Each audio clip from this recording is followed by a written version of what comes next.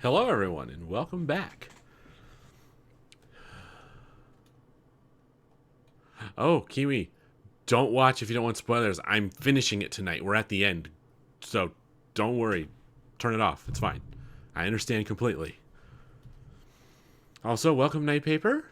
Hope you're doing well. Welcome to the stream. And yeah, no, the game is... I keep forgetting to turn on the stupid source. Oopsie. So that should fix it, and the game should show up right now. Oh, I know why it's not showing up. I buggered it up because I used this scene when we played Jackbox on New Year's. Now it should show up. All right, Kiwi, thanks for stopping in and saying hi at least. Have a great night. Oh. Paper, I'm assuming juice box means that you're doing good. So, good. All right, it's been a while since we've done a Friday stream, everyone. We had the holidays, Christmas and New Year's. So, I don't blame you if you don't remember where we were, because I kind of don't remember where we were either. But I know that we're on the last episode, so we're going to be wrapping the game up tonight. We'd continued exploring the twins' past. They had some revelations about their mother and what really went on with her, and learned that she wasn't doing great, unfortunately. So, and that there may have been someone else there that night that she died that was perhaps somehow involved. So, let's jump straight into it and see how this wraps up, shall we?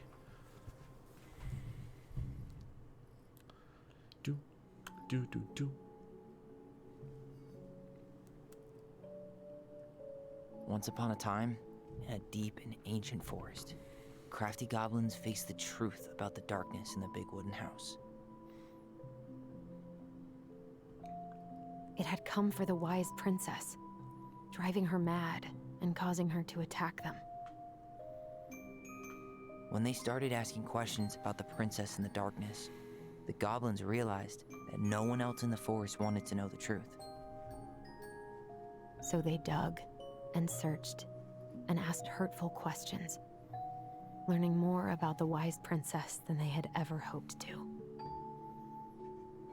But the search took its toll. The darkness was proving too much for Sister Goblin. Oh no. And yet Brother Goblin kept diving deeper and deeper until Sister Goblin finally said, enough. Oh, that's right. She was mad And at that him. was how the goblins found themselves separated again, hurt and confused, with so many unanswered questions and too many opened wounds. Oh, noes.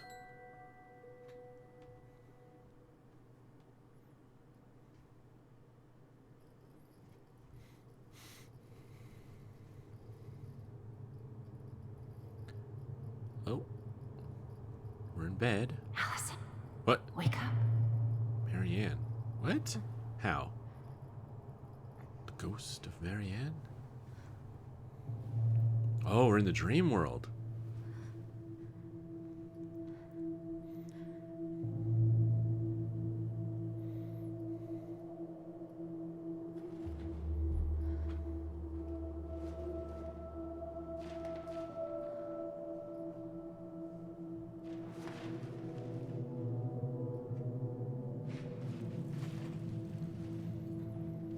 Wait, is that her or Marianne doing that?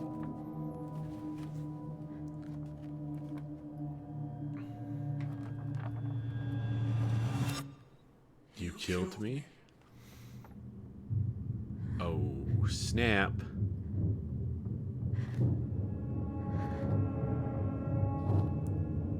Oh, existential crisis time. You killed your mother. You'll end up like me. Oh boy. Oh boy.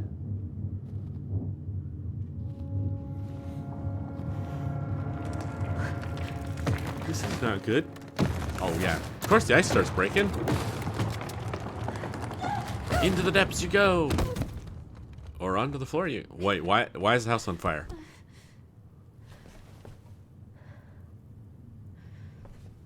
Those are burning embers? I don't think they're fireflies.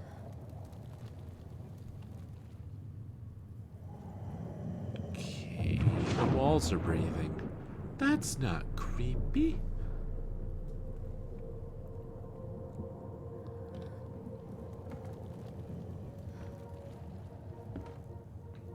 Okay. The trees are floating and burning. She could only go forward and find a new place for herself in this world, where she was no longer truly a princess in a tiara and a beautiful gown, but a wan woman, alone in a deep and ancient wood. Boy.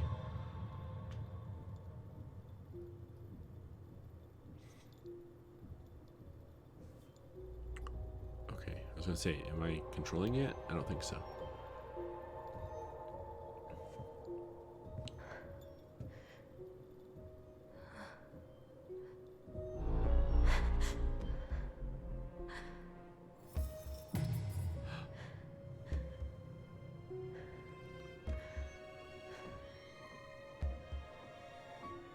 You killed me.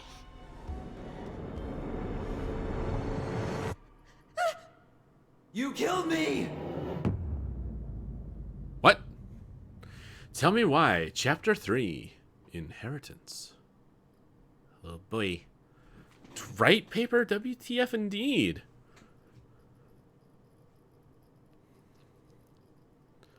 I think this is going to be intense.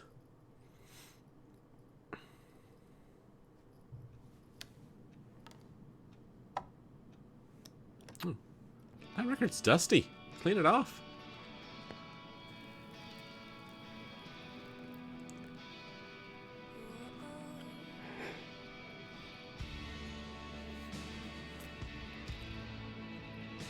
Oh boy. Ooh, truck.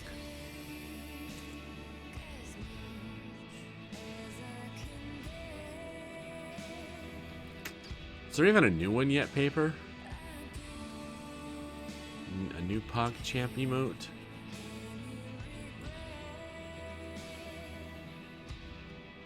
Oh, there is. Okay. Oh, it's that one. Okay.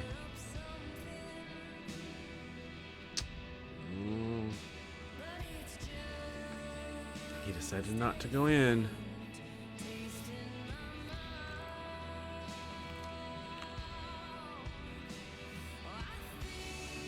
Shitty. Yeah. I like the one that you have in your little collection there.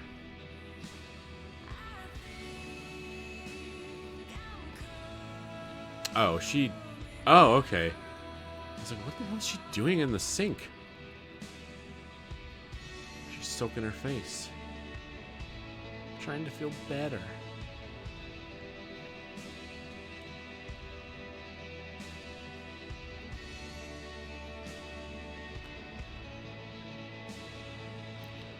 Oh,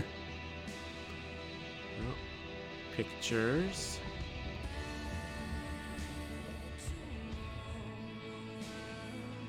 You don't know what's going on, paper? Did you miss the last time we played this?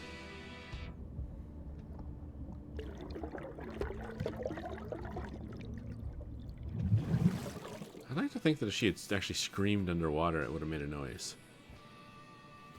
So I'm assuming she just breathed out in a silent scream. A note. Probably, you don't know.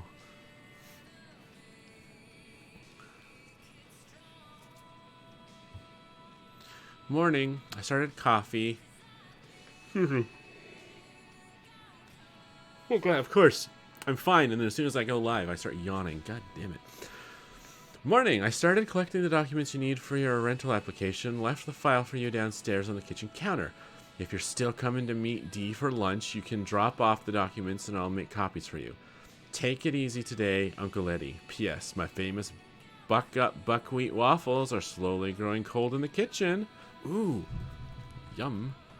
Recap, Ree. You kind of got the recap of the little animated thing at the beginning. They found out more about their mom, and the sister got mad at the brother.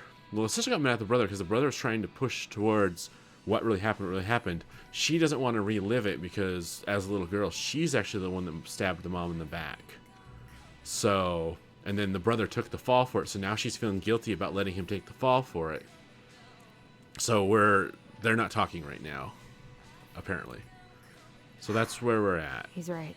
Time to get my shit together. That's the most I can remember, at least. So, ooh, what's this? I guess I'll have to start fresh with these in Juneau. Tessa's coffee time and the woodpecker woodworking shop. Ah. I never imagined Uncle Eddie was hiding so many things from me. There we go.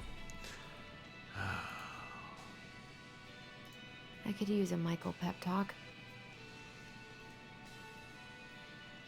Paper. They're siblings. What are you talking about?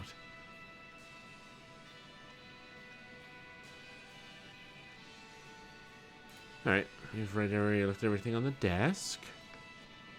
So let's quickly make our way around the room. Never could bring myself to send these. Whenever I tried to tell him how much I missed him, it felt unfair.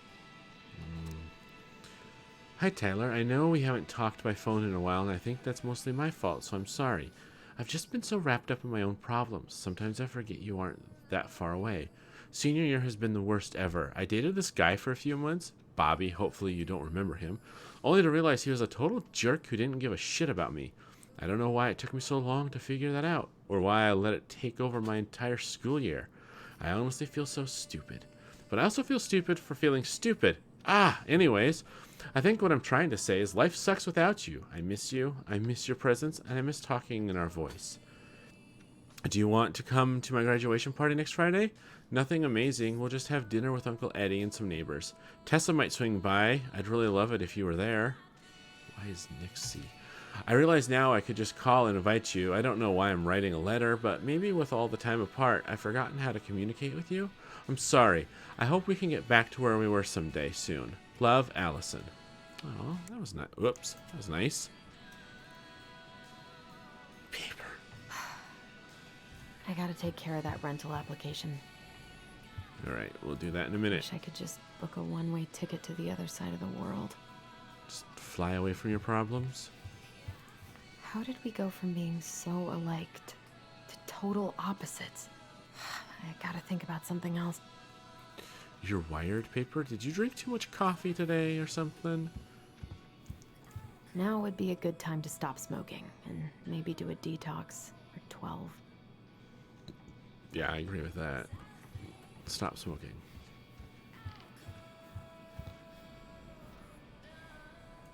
I could do my laundry. Ugh. Maybe later. Yes. Yes, you did drink too much coffee? Of course. There's not enough concealer in the world to erase the night I had. And mirror. Good to know I look just as bad as I feel. Huh. And that looks like that's about everything. Alright, so let's head downstairs and fill out that paperwork. It's not going to get itself done. Oh, and have those waffles. God, waffles sound so good right now. I miss the slopes. Eddie looks so young here. The days have gotten so short. It's gonna be a long winter. Long winter. Winter's coming. Ooh. Right, that's a dead end. What the?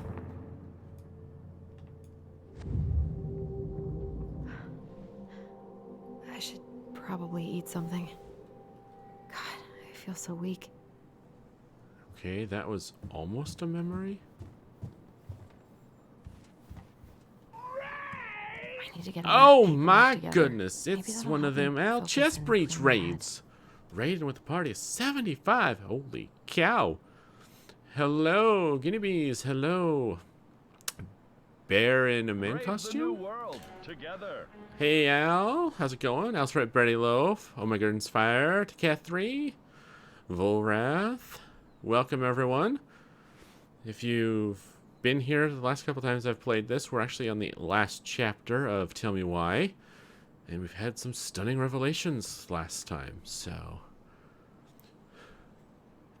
we're all very cold. Oh, Chromes, are you cold because Al was running around in the Arctic tundra in the Fallout 4 stream? Catherine, there was so Brave much the new snow. world I together. bet. Hey, Brad Smith, how's it going? Al, all the games are cold tonight. Yes, I'm here in the very, very cool and chilly Alaskan winter in my game. So you guys went from snow to snow. Aren't you lucky? Come on. Paperwork. Right. We'll get to the paperwork. I'm talking to the crowd, lady. Come on. The audience, they're here. We need to say hi. Hi. All right. Where did he... Oh, there's the breakfast. I can't really eat anything right now. You just said on the stairs a minute ago that you should probably eat something you feel lightheaded. Come on, girl. Make up your mind. I wish Eddie's mom could have taught me how to do this. That's what real life. Gotta go beat a disabled lady at a cart game. Love and have a good stream. Thank you, Brady Loaf. Have fun. Good luck. No one here gets paints. Paints. He Sure. doesn't like this kind of attention, but he really does so much for the community. And when I was firing at some wolves, then he missed. Ooh, did the wolves eat him? Did you guys all get one more last shot at the end? Alright. To Cat 3. Hey, you have pants on and warm fuzzy slippers? Oh, that's the way to go to Cat 3. Warm fuzzy slippers for the win. Alright, let's lead this note. Dear Chief Brown, thank you so much for bringing our children home safe last weekend. Without you, they might have gotten behind the wheel, and who knows what could have happened to them or anyone else. We'll always be grateful for your wisdom. Thanks again for keeping this off the books. They're good kids who made a mistake, and Lord knows how a police record can compromise a child's future. We know they will remember your words for a long time, but please rest assured that we will do whatever we can to make sure they understand the extent of what could have occurred, so they can raise awareness among their peers in the community. God bless you, Gail and Tabby Locklear, Karen and Brody Moore. Ooh, some kids were going on a joyride. Volrath, you gotta head out yourself. No worries, Volrath. Thanks for stopping in. Thanks for raiding over, and have a wonderful night. So many months of snow boots ahead. All the snow boots for all the months. Ooh, I always loved this one. that's cool.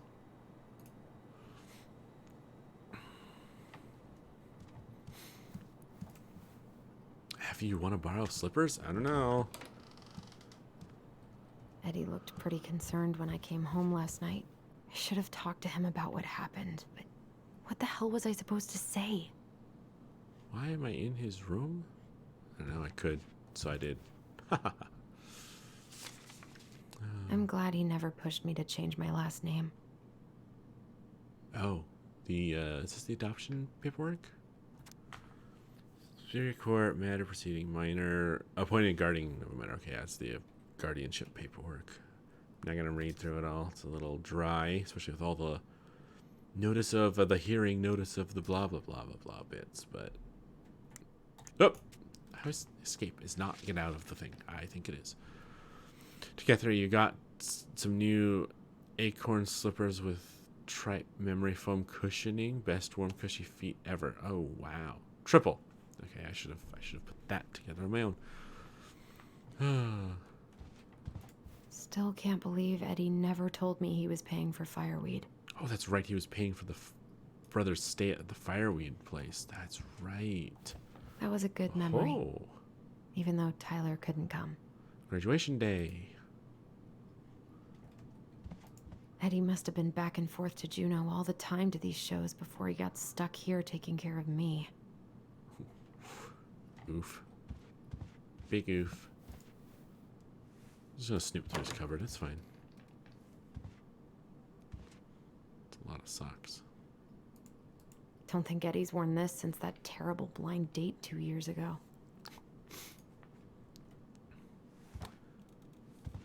Oh, he plays Haven't sax? heard him play in a while. It just Aw. sits there collecting dust. That's too bad. Ooh, a letter. This is personal. Yeah, you know what? I'm not gonna read personal. I'm not a super snoop. I'm just a little snoop. A secret keeper and her secret keep. Oh. Maybe there's something in the Book of Goblins that'll help me figure this out. Oh, we get to solve a mystery, gang. Let's get our detective hats out. So... I need to know what the secret was, said one of the... Okay, here, let me bring it up so I can read it easier. Oh, here we... Really? Why are we over there? The goblins earned their voice. Once upon a time, in the deep and ancient forest, the crafty goblin spied on the secret keeper as she made her rounds, gathering up secrets that the animals of the forest had for sale. How, said the first goblin, does she get people's secrets? Do you suppose she peels them from their heads? Let's find out, said the second, and so the goblin watched the secret keeper. They watched her until the stalwart moose came to her, head hanging low. It was my fault. I chose the uneven trail. I can't bear to remember. The secret keeper nodded and gazed into Stalwart Moose's eyes. Though the goblins couldn't hear anything, they knew she was speaking to the moose, for the secret keeper spoke in people's minds with the gift of the voice. After a few minutes, the Stalwart Moose blinked. I feel lighter, said Moose. Did I just give you something? The secret keeper nodded, handing him a coin. The Stalwart Moose nodded and plodded along down the trail. He spied the goblins hiding in the woods and narrowed his eyes, for he knew the goblins were often up to mischief. The two goblins whistled innocently, and the moose was forced to carry on, because they were not doing anything obviously bad. I need to know what the secret was, said one of the goblins. Let's go buy it. So the goblins approached the secret keeper before she could stow away Moose's secret. We want to buy the moose's secret. What do you have to trade? Asked the secret keeper, her voice filling their minds. The goblins produced a silver-handled hairbrush they had stolen from the princess, and the secret keeper nodded. And that is how the goblins came to know the moose's mate had tumbled down a cliffside to her death. Oh. The secret keeper moved on. The first of the goblins said, I want to know more. So the goblins followed the secret keeper, hoping to find where she hid the secrets. They followed her to the peak of a nearby ridge and watched as she stowed the rest of the day's secrets high in a cloud. When she had gone, they climbed the high spruce tree and disappeared into the misty sky. They reached out and just managed to dip their hands into the clouds. Their heads were filled with memories, and they snatched their hands back out as if they had just thrust them into boiling water. Tears poured down their cheeks. That was how the secret keeper found them, crying in the tree. You stole my secrets, seethed the secret keeper. Give them back. The crafty goblins stopped crying because they saw an opportunity. What will you give us in exchange? They asked. I will give you back the silver-handled hairbrush, offered the secret keeper. For so many secrets? Pshaw! You'll have to offer more than that. What if, said the secret keeper, I shared the gift of voice? The crafty goblins grew excited. That will do! So the secret keeper shared the gift of voice with the goblins, and immediately they found that they could hear one another's thoughts and feel each other's feelings. The crafty goblins gave back the secrets they had taken and ran back to the big wooden house. There they found the princess preparing food. They tried to peer into her mind, but they found it was a blank. They tried to speak to her using only their minds, but she could not hear them. It seemed the secret keeper was craftier than the crafty goblins, for she had only shared enough of her power to let the goblins use the gift of voice with each other, and not with the whole of the forest. And that is how the goblins stole the gift of voice from the secret keeper, but why they could only use it with each other. Interesting. Alright, so... No... Okay. Maybe there's something in the Book of Goblins that'll help me figure this out. We just... Looks like this is coin operated. We just did. Okay. Let's put it back. Apparently I need to find a coin. So let's go and search for a coin. Okay. What the? Something's not right. What is this? Why does that keep happening? Okay. Let's see. I wish you could just change your mood as easily as a record. Did I? Oh. Give me a second. I didn't silence my Steam. It's booping at me. Affy girl, you're heading out. Have a fun stream. Thank you, Affy. Thanks for stopping by. Have a wonderful night or day, whichever it may be for you. Okay, he said the paperwork was on Examine. I wish I thought shooting some hoops would help me forget all this. I wonder what Michael would think about all this. Would he even get it? I don't know. I don't feel like listening to anything right now. That's an awesome jukebox, though. Let's see. I wonder what Tyler's up to out of the house. Oh, can I go through the door? I want to go out there. I want to get the little tappy smiley boy off the shelf. Railing. Shelf. The world feels so fucking small right now. Hey! I've Space gotta Needle. find a way to get out of my head. I live sort of near that. That's cool. Eddie loved his Mishka so much. Oh, pupper. Fire's low. Aha! It's the wallet? Oh, it's my wallet. Awesome. Let's take a quarter.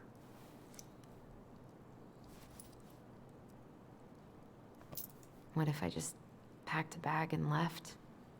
Never looked back. Well, that's one thing. I wonder if I'll ever hear from Tina again. Okay. I so don't want to go back to the station. Not after yesterday. Oh, come now. Must be great to feel like you belong somewhere. Anywhere.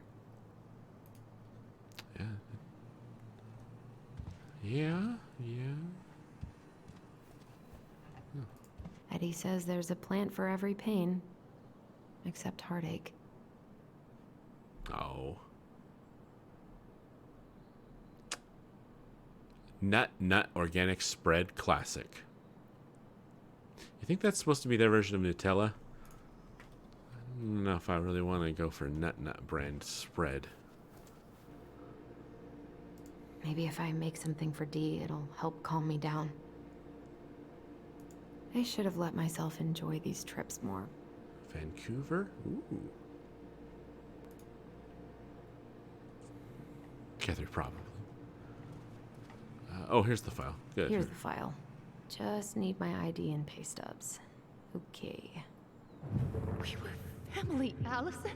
How could you do this to me? What the heck? Fuck. I've got to think about something else. Focus. Dun dun dun ID dun. and pay stubs. Well, I know where my... I can't really eat Alright, anything you're gonna right say now. you can't eat right now. Fine. I want those waffles, though. ID. I need my ID. Ah, here's my ID. I would hope it would be in your wallet. This place was never much more than a bachelor pad, huh? There was so much I planned to do. All those sacrifices I made. And how do you repay me? Lying to my face?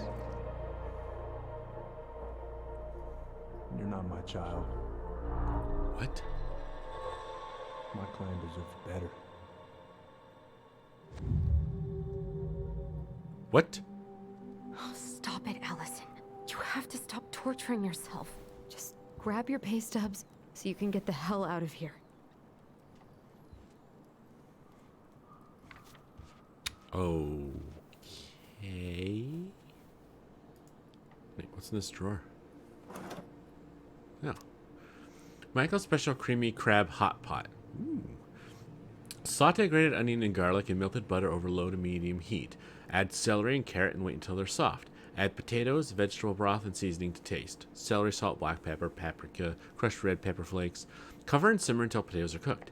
Add creamy corn and crab meat. Fresh parsley, heat and simmer. Serve hot in bowls with wedge of lemon on the side. Enjoy. That doesn't sound half bad, actually. I need my pay stubs. Okay. What was this again? Records, okay. Well, let's go upstairs and put the quarter in the magic box so I can...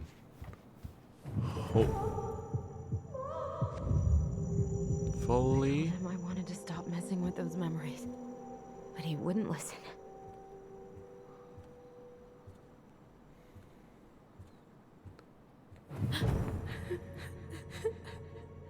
Brother, sister, we look out for each other. That's what you said. But you don't mean what you say, do you? They're just words. You left me, Alyson, all alone and scared. Oh boy. What the hell is wrong with me? Oh, also, I just realized... Well, let me grab my pay stub since I'm up here. Oh, we clicked on the wrong spot. The box thing that I need the quarter for is in downstairs in the bedroom, not upstairs. It's not pay stubs. Not here. Wait, you don't know where you keep your pay stubs? How do you not? Over here. This has got to be it. We didn't look at this earlier. Mm-hmm. Here they are. Perfect.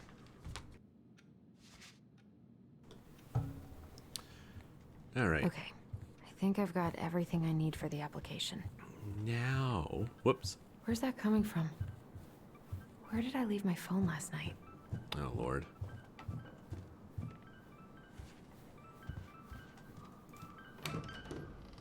The basement? Are you serious?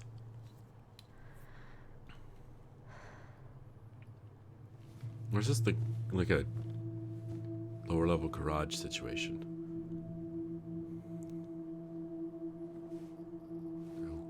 Okay.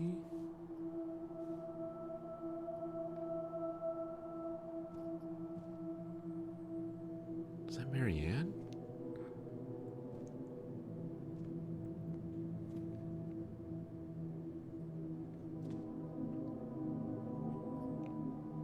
My dove. Only thieves and monsters hide in the dark. Fly back to the light, Alyson. Okay. That wasn't weird. That wasn't weird at all. No. I cannot deal with you right now.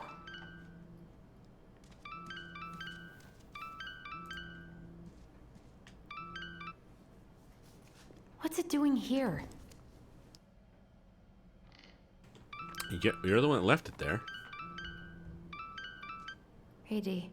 Finally. I was starting to get worried. Why didn't you pick up? Yeah, sorry. I didn't have my phone on me. Okay. Well, I just wanted to make sure we were still on for lunch. Yeah, of course. I'm getting ready right now. That so? Because it kind of sounds like I woke you up. That's just how I sound. Anyways, I still have a few things to do before I can leave, but I'll be there. All right, hun. See you soon. Get it together, Alyson. Come on. Grab the file, get dressed, and head out. Or it'd be nice to make a gift for Dee. Where's that? I was not in the right headspace to make something last night. I should try it again. Ooh, we get to make something? Yes. Let's do it. No, let me look around real quick. Tyler and I should bike around the lake when we've patched things up. Fun. What's in the cabinet? Ooh, fishing stuff. Fish and game. Oh, permits. Cool. Rods? Eddie's been too busy to fish lately. I know he's missing it. It's a bummer. Okay,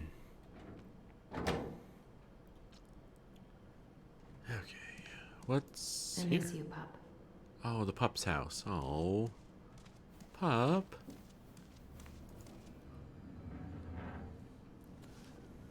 A big book? Oh, photo album. That makes sense. You should have taken care of yourself first, Marianne. I don't remember any of this.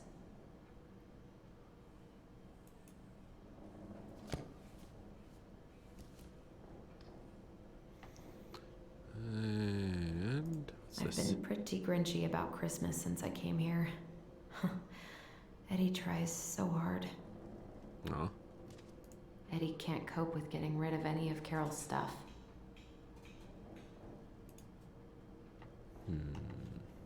okay. I've got enough time to carve something for Dee. Let's do it. Making a gift, carving a thing.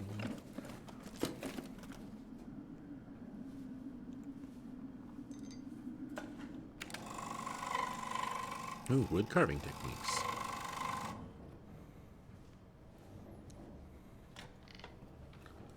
Boop.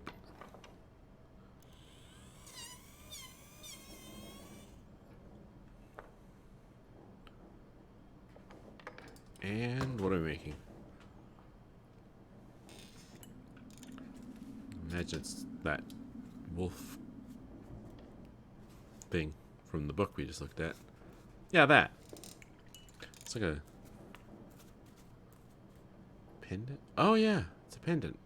Oh wow. She's talented. That looks awesome. Alright. Now let's go put the quarter in the magic weird little box we found in the closet. A door? Really? I'm busy, game. Oh, hey guys. Morning. Hey, Allie. Hey. Hi, guys. What are you doing here? Tessa and I were worried after you called in sick last night. She's busy at the cafe, but she sent over some coconut cake. Since you won't be making it in for lunch. That's nice, Tom. Cake. Nice. Thanks. I'm gonna head on inside. Freezing my butt off out here. Okay. Thanks. Is Tyler not around today?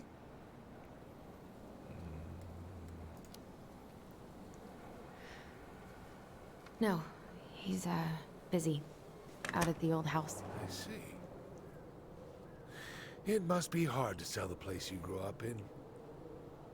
So many memories, right? Oh, it's okay. We'll get over it. I really hope so. So, Tessa told me a little bit about what happened at the cemetery. Yeah, Oh, right. I'm sorry it got so intense. It's just, we really needed to understand why Marianne did what she did. Especially Tyler. Oh, of course, of course. She gets that. You two didn't say anything she wasn't already thinking. She spent years blaming herself. Well, she wasn't the only one involved. There was a lot of blame to go around. I'm glad you're able to see that. It seems like your brother, well, he's not nearly so forgiving, is he? He has been pretty harsh. Especially on Eddie. But we both got tired of people lying to us for our own good. Yes, of course. Totally reasonable. Though, I am sorry you're the one taking all the repercussions. I heard about the fight with your uncle. I really hope your brother appreciates your sacrifices. He will. I mean, he does. I'm sorry, but I'm pretty beat. Yeah, get back in the house, girl. You're wearing socks. Of course. I'll let you rest. You don't even have shoes Tell on. Michael there's no need to hurry back. Okay. Thanks for stopping by, Tom. Bye now. Take care. Bye-bye. Oh, okay. Sorry for abandoning you out there. Pro tip? Avoid catching a ride with Tom at all costs. Did he talk about the new spicy chocolate bars? Yep. And exactly what they do to his digestion. Oh. What's up with him? Not sure I've ever seen him so eager to help. I think he and Tess are legitimately concerned. Plus, door-to-door is part of campaigning, right? Yeah, I guess.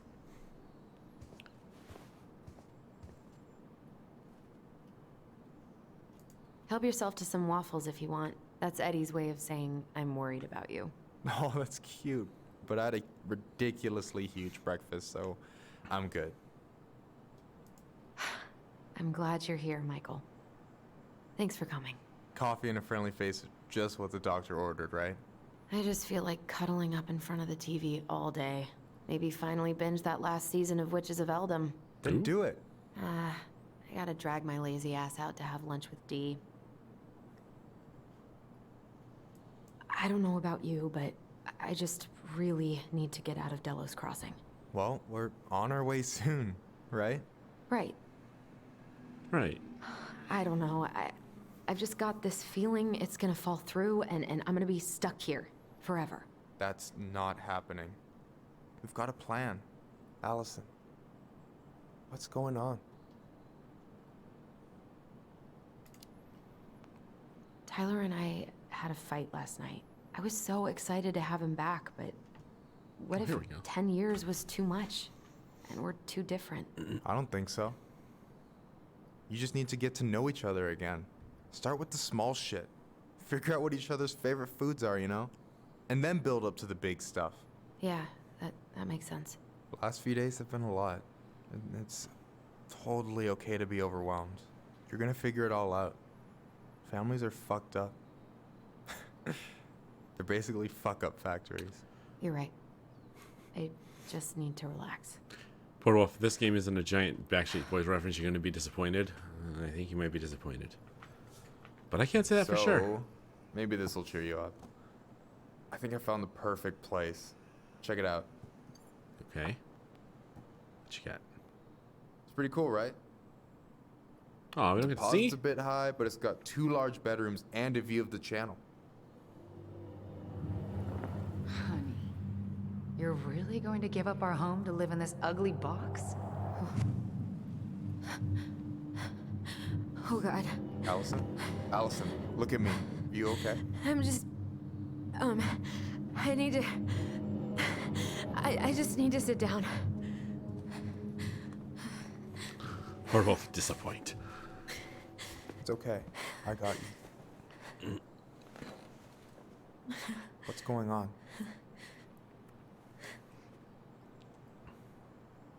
Yeah, I'll tell him. We're friends. God, everything? My anxiety's through the roof. I can't eat anything without getting sick, and I've been seeing things. Memories. Seeing things? Of Oh boy. Marianne, and me, and Tyler when we were kids, and Eddie, and... It used to just be stuff I'm pretty sure really happened, but... Now I see them everywhere. Shouting every shitty thought I've ever had about myself. I don't know how much more of it I can take. That's intense. I'm sorry, has...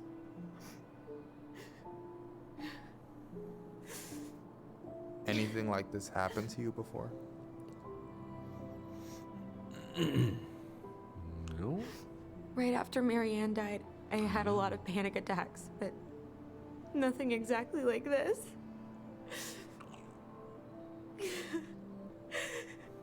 Come here, Allie. I hear you. Okay? I hear you.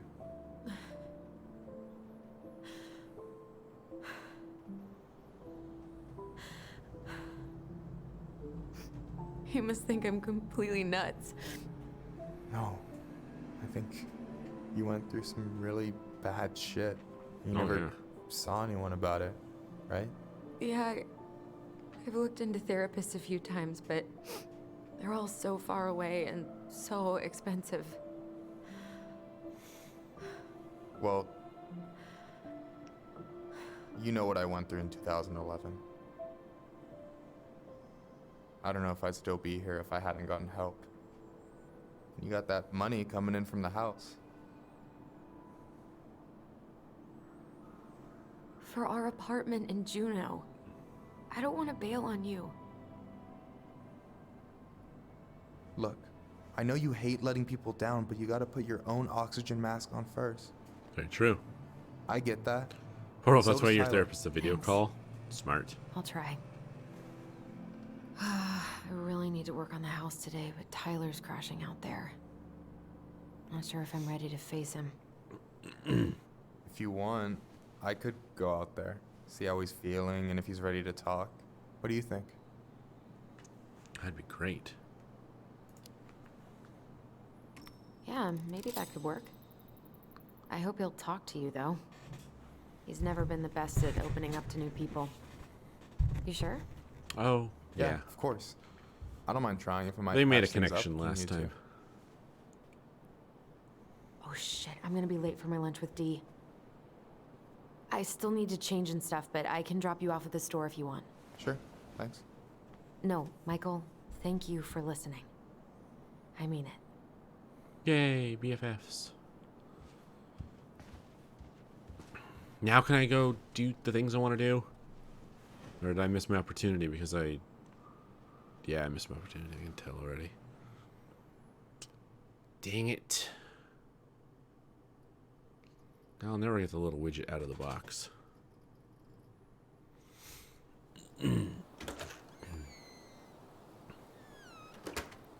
Police department. Hey, D. Where are you, D?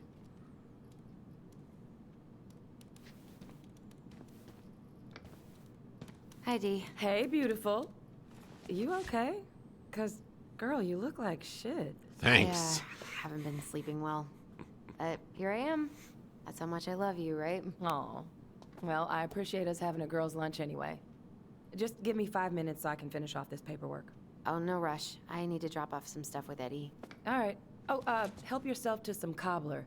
Mrs. Romero sent it over after I caught her flasher. It's in the break room. You better hurry before Greg's kills it off. Mrs. Romero's cobbler? I'm on it. Hells I'll yeah. meet you in there when I'm done with this.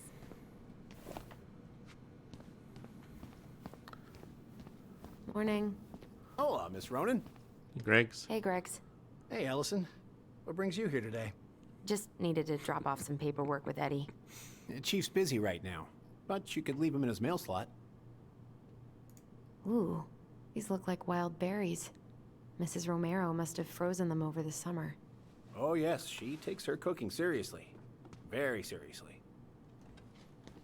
Oh, I can't take a piece.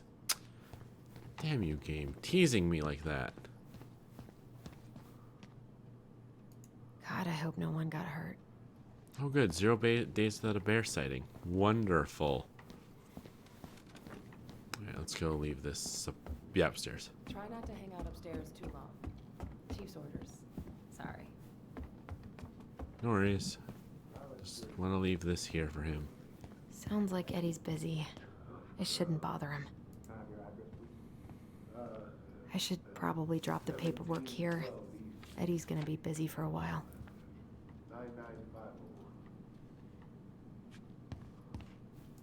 Uncle's in there. Whew, he's really letting that guy have it.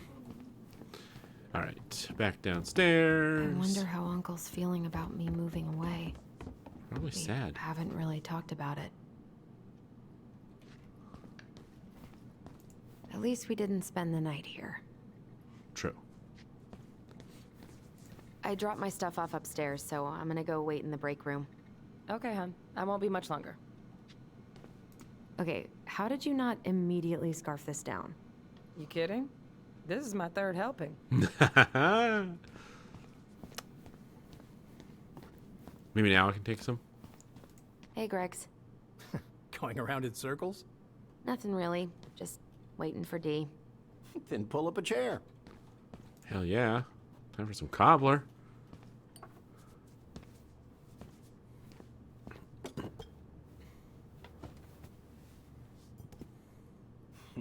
Dessert for lunch. Pretty cool, right? Pretty cool. Yeah.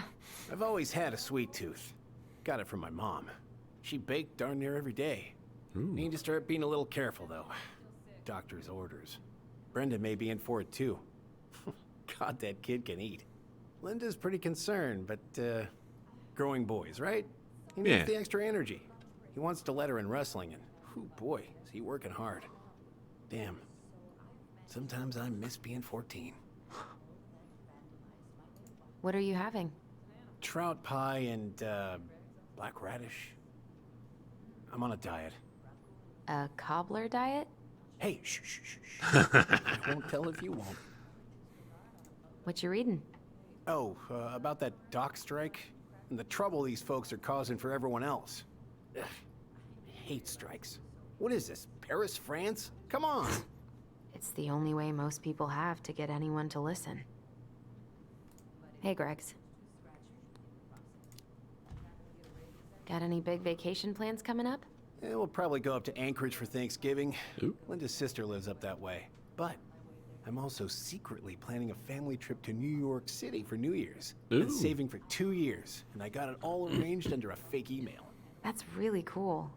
I'd love to go there someday. And it's probably our last big trip before Lauren's off to college, so I wanted to make it count. I'm sure everyone will have a great time. Hey, Gregs. Huh. So, what's the criminal underbelly of Delos Crossing been up to lately?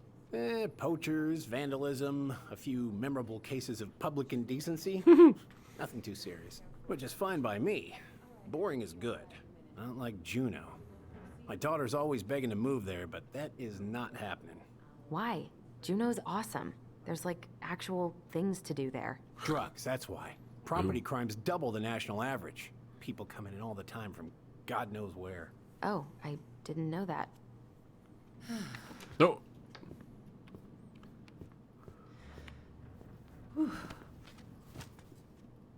Hey, sorry I kept you waiting. No worries. You'll never believe it. We caught the mailbox bandit. What? Who was it? And guess who it was? Oh. Let me guess. Some bored kid? Wrong. It's a raccoon. What? Delos Crossing's most wanted turned out to be some trash panda stowaway. That's amazing. This is how legends begin. Anyway, hun, I'm so sorry to bail, but I gotta run this little guy to animal control now. Probably best I take a rain check. Oh, it's okay. Totally, I understand. Duty calls. Thanks. Oh, I brought you a little something to make up for missing your birthday.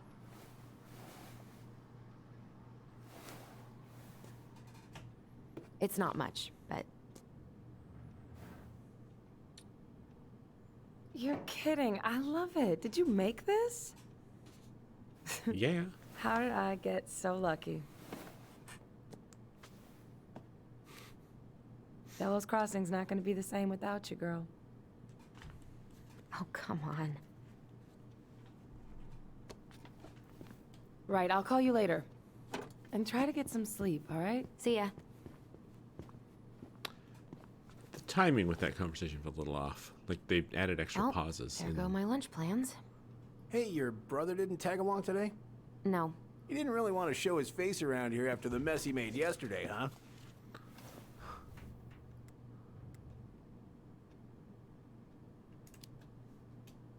What do you mean?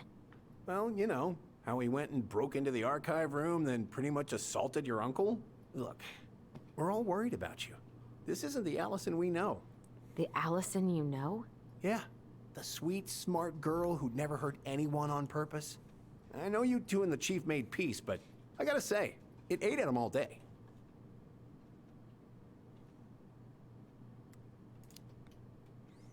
We did what we had to get what we needed.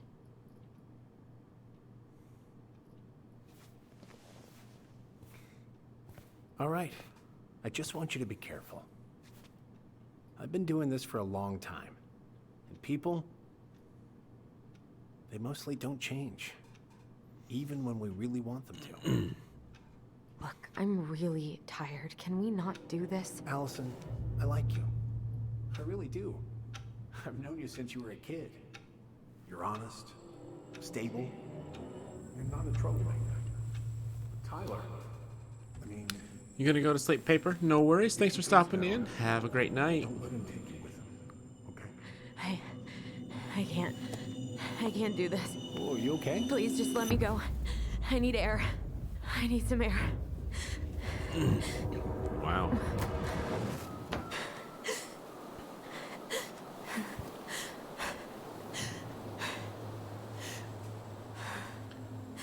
Oh boy. Ty? Are you there? Tyler? Answer me, please. Fuck. Why is he ghosting me? God. I can't breathe. Please stop. Oh, full-blown panic attack.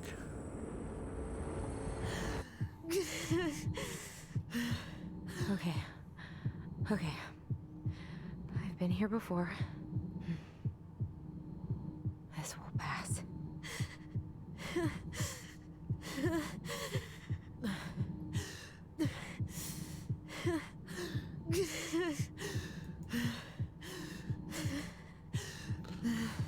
Time your hold and release to help Alyson breathe. Okay.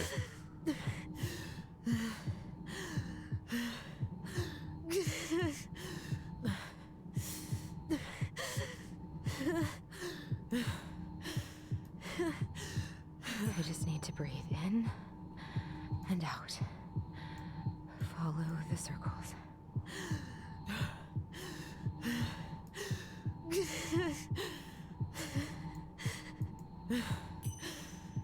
Oh, we did it. Just a little longer.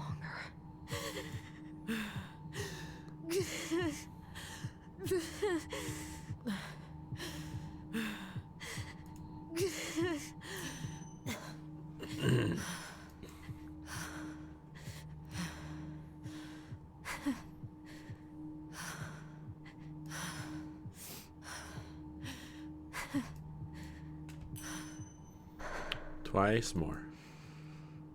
Alright, we're getting under control. Everything's gonna be good. Calming down. Relaxing. You're getting there, Alyson. Breathing easy. You're getting there. Everything's good. Breathe. And breathe. I'm okay. I'm okay. Whew. What's happening? Are you okay? Yes? Are you fibbing? I'm scared. I don't know what these people are gonna be like. Or when I'm gonna see you again. We can still undo it. We can tell them what really happened. No way. It's done. That's it. You're gonna be there to talk on the voice if I need you, right? Of course. It'll almost be like we're still together. It's time to get going now. Come on. Wait, Chief. Just a sec. Hey, kids. I went back to the house and got a few things for you. I know how much he's meant to you. Thank you. Thank you, Sam. Oh, kids, this is just goodbye till next time, okay?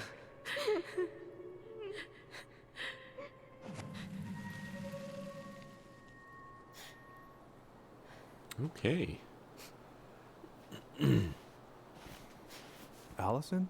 Hey, Eddie. What are you doing out here? It's freezing. I just needed some air. What happened? What's wrong, little moose?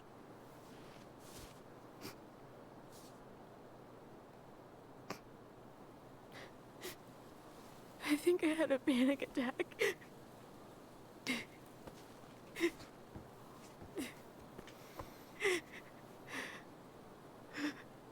It's gonna be okay. Let's get you inside and warmed up.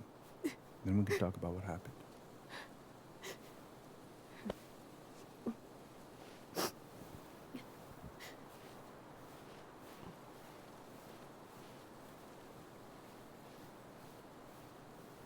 Oh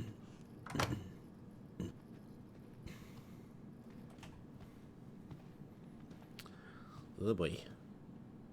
I'm sorry. This morning has just been so... God, I'm embarrassed. Don't be.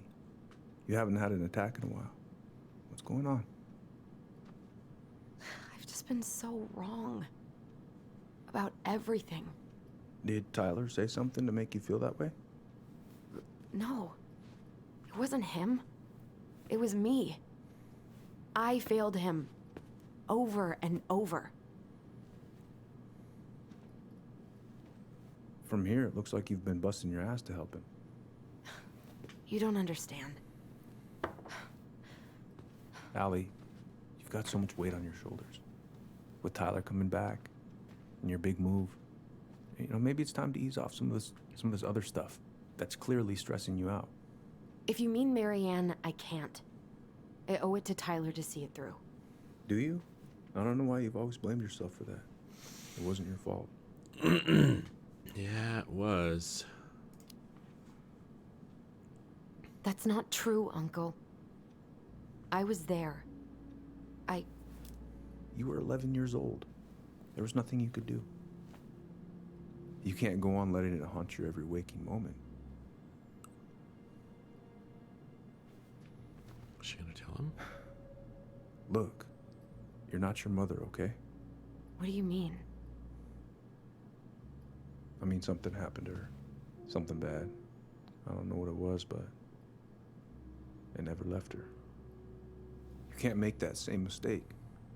You gotta tell those ghosts to move on.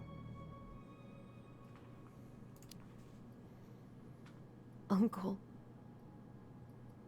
It was me. I was the one who had the scissors. What? What are you saying?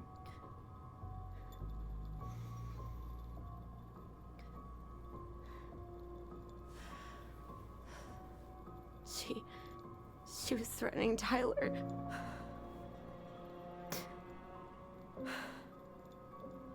So I stabbed her.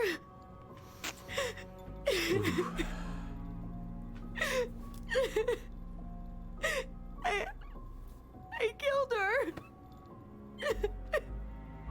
I killed my mother.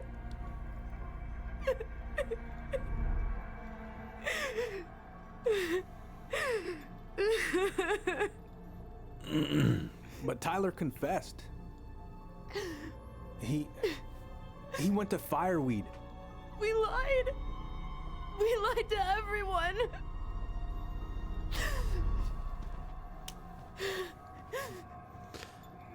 Oh boy. Maybe this was a bad choice. No.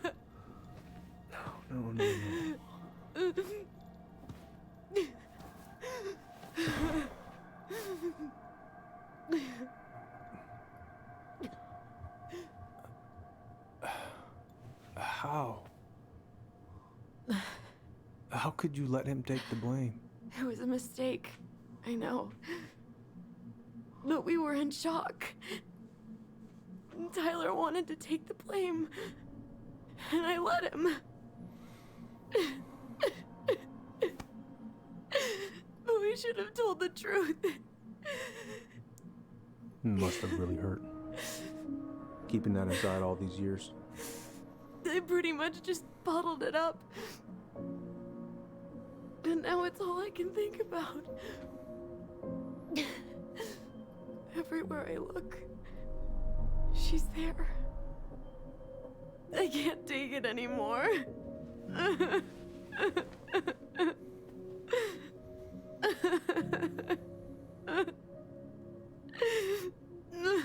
It's not easy to admit something like that. It takes a lot of courage, Alyson. I should have seen it. I'm so sorry. None of this was fair to you two.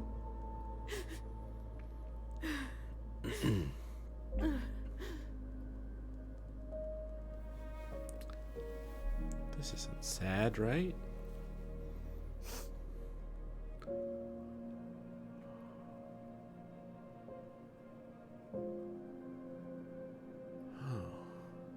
Thank you, Uncle. How are you feeling now? Any better? Relieved, actually. And really tired.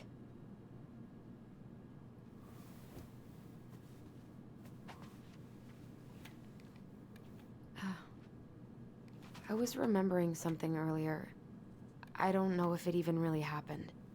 The day Tyler left for Fireweed, did Sam come by with some of our stuff? Yeah. Yeah, that's right. He did.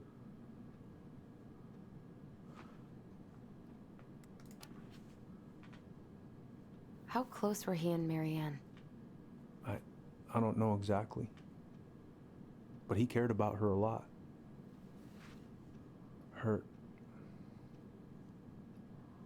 Her death really shook him up. He was over at our house a lot, fixing things, chasing off animals. I know you didn't turn up anything about who our biological father was. But did you ever think it might have been Sam? Oof. Well, your mom and him were close, so that's a possibility, but I never found any proof, no. I should go talk to him. Are you sure that's a good idea? You need to get some rest. I have to do this. And not just for Tyler. For me too.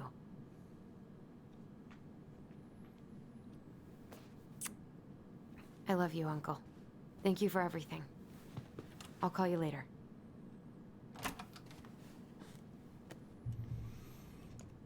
That wasn't intense. That was intense. Wow. Okay.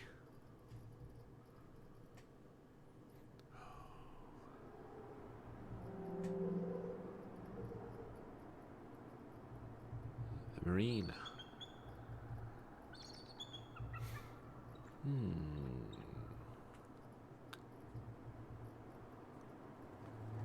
So this is where Sam works, I guess? Okay. You can do this.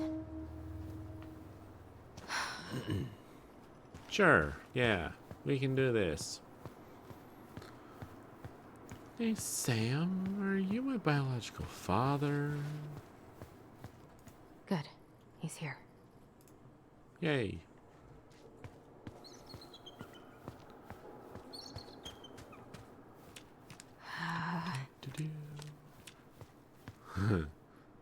Yeah.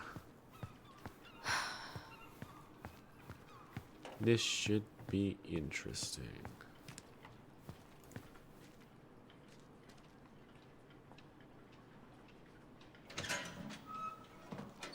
Family's family, but get it.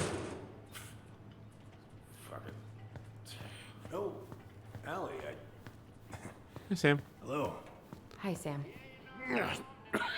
Are you okay? Yeah, I'm fine. What are you doing? My cousin Billy bought an old motorboat, but that fool drowned the engine taking her out. Yeah, I told him I'd fix it. Can't put any of the chain or the valve covers back on. So, did you need something? I was hoping to. I actually wanted to check out your boat, is all. Yeah. Well, all right, here she is.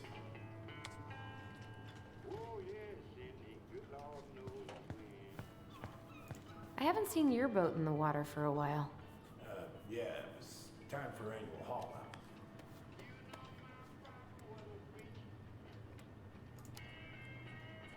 Haul out? Oh, yeah. You gotta get her up out of the water so you can fix up the hull. And I've been, missing some tools I need, so it's taking a while. Okay.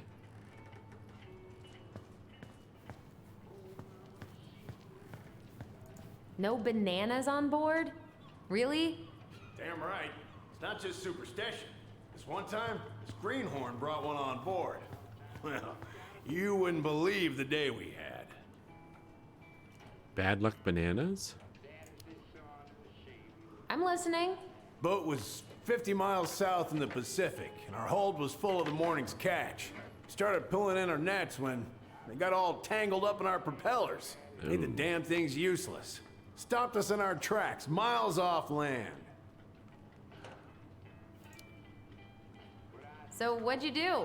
Well, we dropped anchor, and I had to dive under and cut out the net. Of course, when we finally managed to fix the damn thing and headed back in, there it was on the horizon.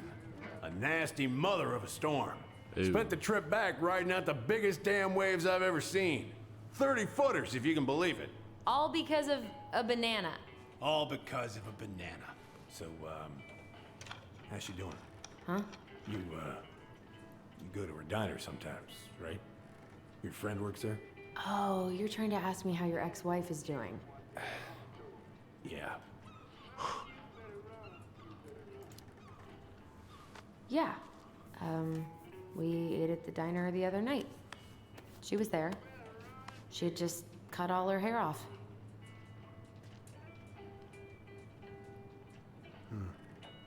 She always wanted to do that.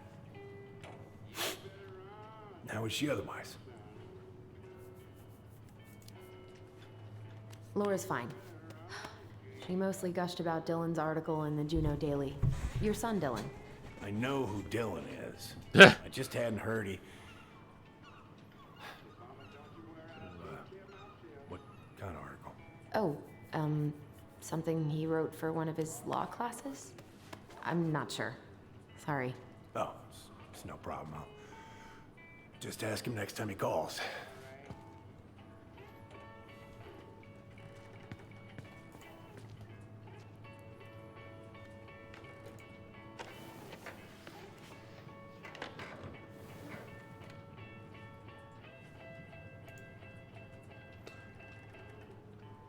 Someone to appear.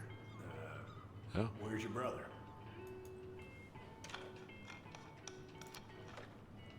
We had a fight.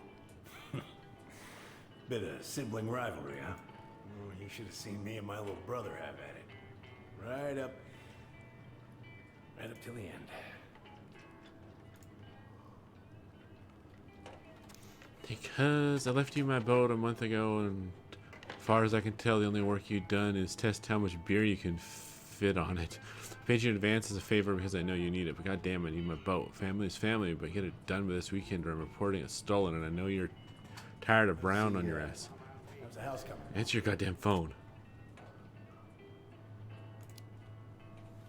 Slow. There's a lot to do. Of course. I mean, there's a whole life, lives in there. Ooh.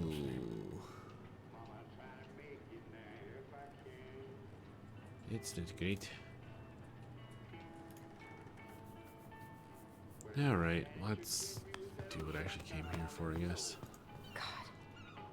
This article about ocean acidification is really unnerving. What's that? Oh, there's an article in today's paper about how climate change is ruining the ocean. Yeah. Fish have gotten puny. Spotting fewer and fewer whales. I don't know where we're headed, but we sure as hell are going there. Yay. Ooh.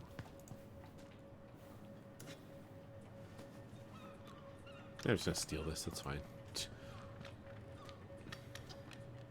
Hey, an encyclopedia of astronomy. I have this one. Oh, yeah. That's a good one. Real detail. I didn't know you were interested in astronomy. Well, how are you supposed to navigate if you don't know your ass from Orion? Fair point. Impressive collection. You want some? Take them. I don't really navigate anymore. Thanks. What's this? Ooh, a sextant. That's a really nice sextant. Oh, it sure is. It's a present from my old crew for my 30th birthday. Nice. It's beautiful. Well, it's It's mostly just for decoration these days, but I'm a big fan of doing things the old-fashioned way, you know? Nice. I like it. Okay, let's poke our nose around a little bit more. Okay.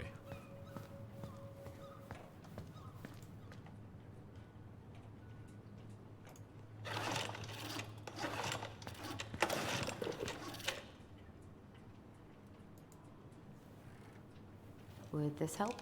Oh, thanks, Princess, but that ain't it. It's in a red can. Not a princess. It's in a red can. So should we go look for the red can now?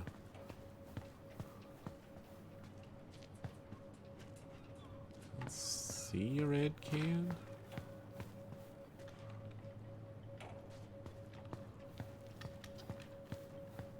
Okay. Can we go upstairs? Will he care?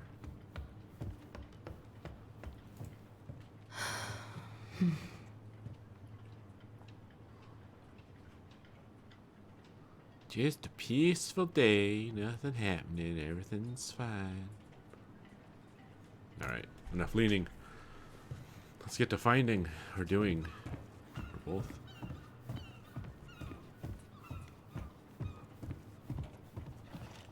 Do not enter a place facility. Fair enough. Oh, someone spilt some paint. Ho ho ho. Alright, let's try and talk to him again. See if we can have an actual conversation that I came to have. Having some trouble? I can't get these nuts loose because my idiot cousin let them rust. I got a can of rust remover somewhere. If you come across it, pass it over, yeah? Oh, sure. Ah. Now we can look for the red can.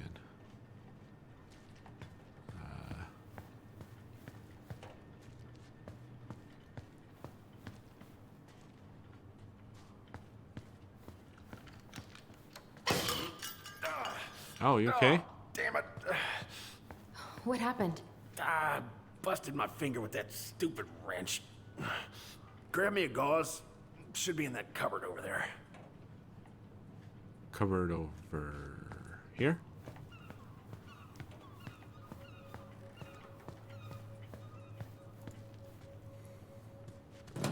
Brain. Ooh.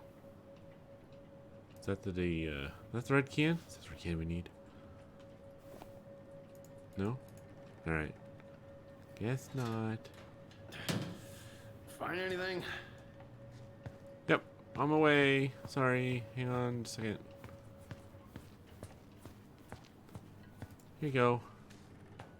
Ooh, ouch. Sam? Are you our father? Wow, what a time to ask.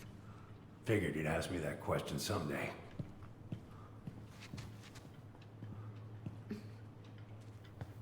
Well? I wish I was. What the hell kind of answer is that? I'm sorry, Allie. But the man you're looking for, he ain't me.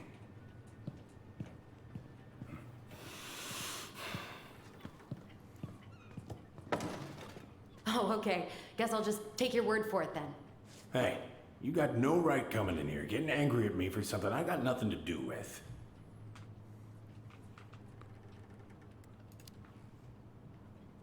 You two were so close. I know you meant something to her. You honestly think I would have let you two grow up without a father? I may be a deadbeat, but I'm no coward. But you must know something. I truly don't. Your mama, she never... Look, we were just friends. I mean, take a look at old Sam. No woman like Mary Ann would ever think twice about a guy like me. I'm so sick of this. I'm so tired of trying to unravel all of Mary Ann's fucking secrets. I don't... I don't understand her. I want to hate her so much. But I don't even know who she was. That's rough. Come with me. I want to show you something.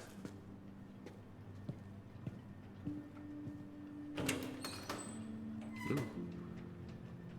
The upstairs office.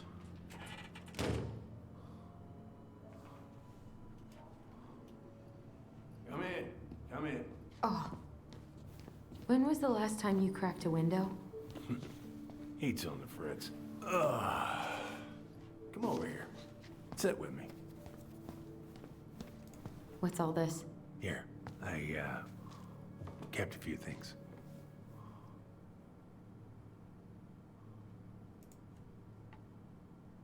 What do we got? Photo.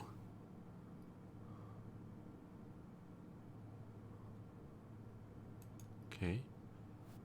Dinner. I remember this. We got this on our trip to Juneau. Uh-huh. She saved up for a whole year to make that happen. Dear Sam, I'm writing from the little hotel you recommended in downtown Juneau, and you were right. The kids love the whale mural. Our other favorite was the Raven mural in City Hall. Today we took the tramway to the top of Mount Roberts. Kids wanted to hike the trail, but we only made it to the totems. Tomorrow we're going to hike the Nugget Falls and see if the glacier still looks like what's on the other side. Hope. Hope you're hauling them in by the barrel load, Mary Ann. Aw. Happy birthday? Who's this happy birthday to?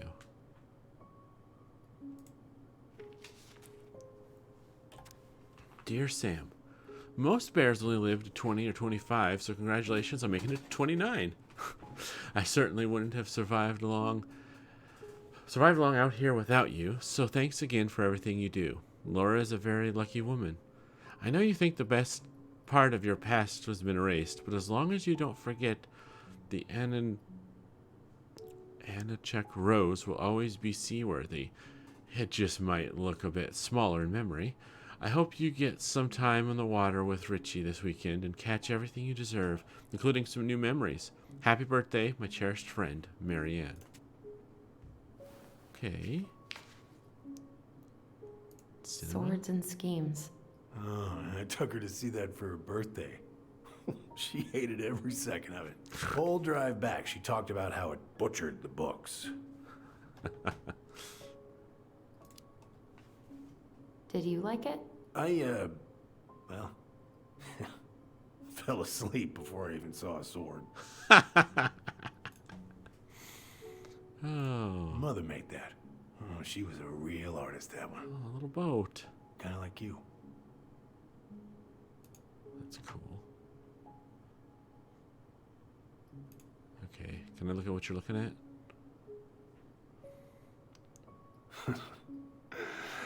Look at these ones.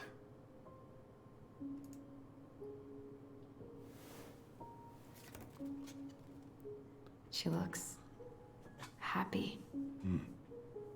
She was.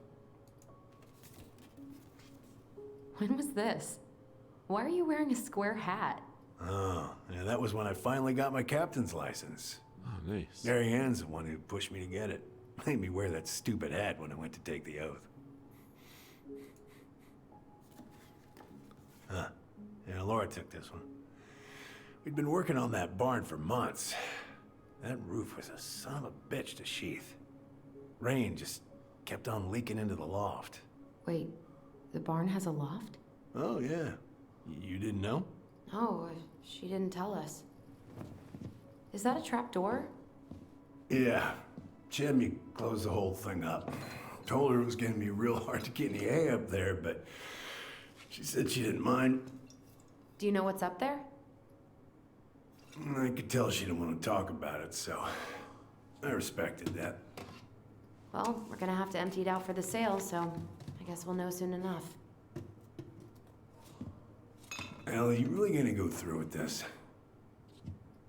It's like I told you, that house meant everything to your mama. It's all It's all we got left. You can't just throw it away.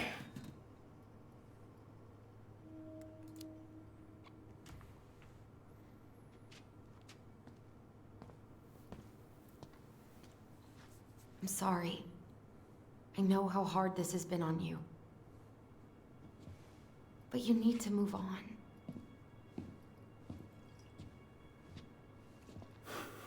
What's done is done. Maybe it would help to talk to someone about it? I ever tell you about the time I broke my leg? Shin bone snapped in 3 different places. How?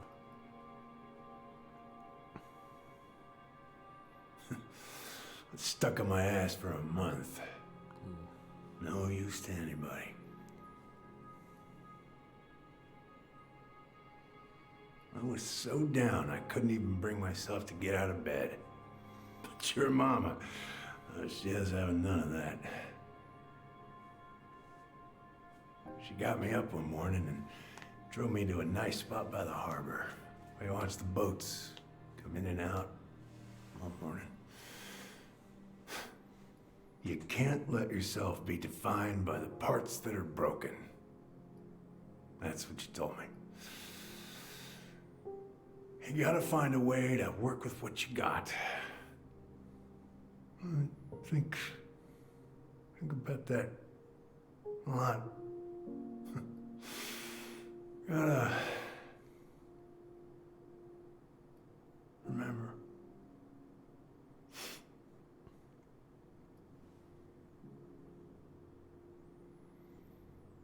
Well, he fell asleep.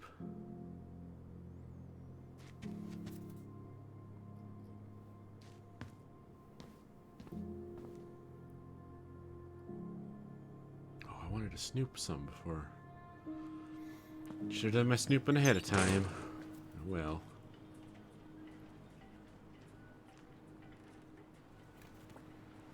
It's kind of a big photo, isn't it?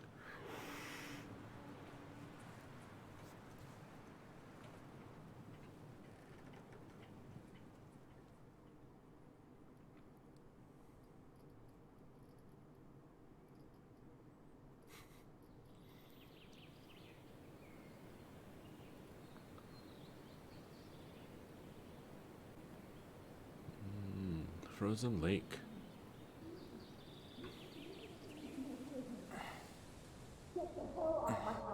Now, if you ever come back here, I'm going to kill you!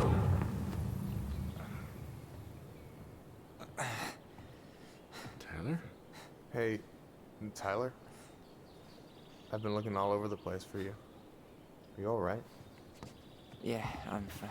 Whoa, whoa. Hey, let's get you off your feet, okay?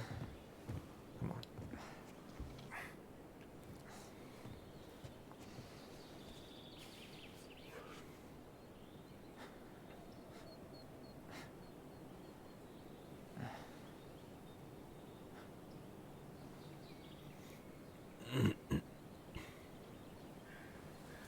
Listen, if you want to be alone, I'll go. But if there's anything you need to get off your chest, I won't snitch. You saw Alyson? How is she? Yeah. I went back to check on her this morning. She was in a pretty bad way. Whatever went on between you two, it wrecked her. Look, I don't want to drag you into this. Well, I'm already in it, and you look like hell, so... I just got a lot on my mind. Well, I know one thing that's good for that. As a wise man once said, fishing is the cure to the wounds of the heart. Was that wise man you? Hey, like I said, I gotta write my own legacy. So, you in? I don't know. Come on, we're burning daylight. Let's go. Where are we gonna go? Why go anywhere when we have a perfectly frozen lake right here? Ice fishing in November? Yeah. It got cold way fast this year. Climate change. That shit's gonna kill us. But hey, fish first. Fish you can first. walk behind me if you're afraid, though. You're actually serious. I am a very serious man, Tyler. Let's go. We still have to get everything out of the car. He brought everything with him, in other words. Stage is set. It's showtime. Whenever you're ready. You sure you don't want to go? Nah. Look, no way I'm gonna rob you of your first catch in your own backyard. All right.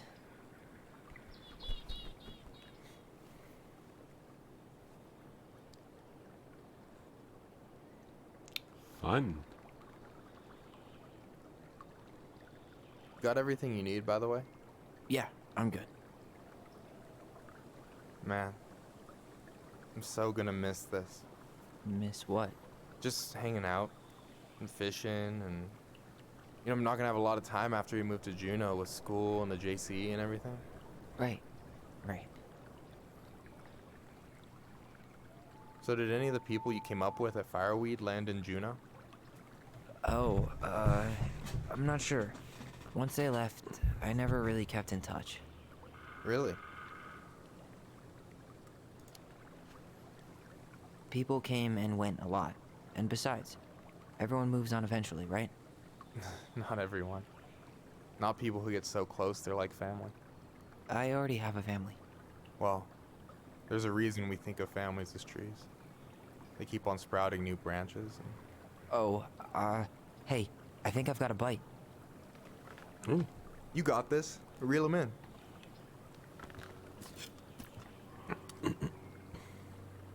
Come on, pull up on the rod.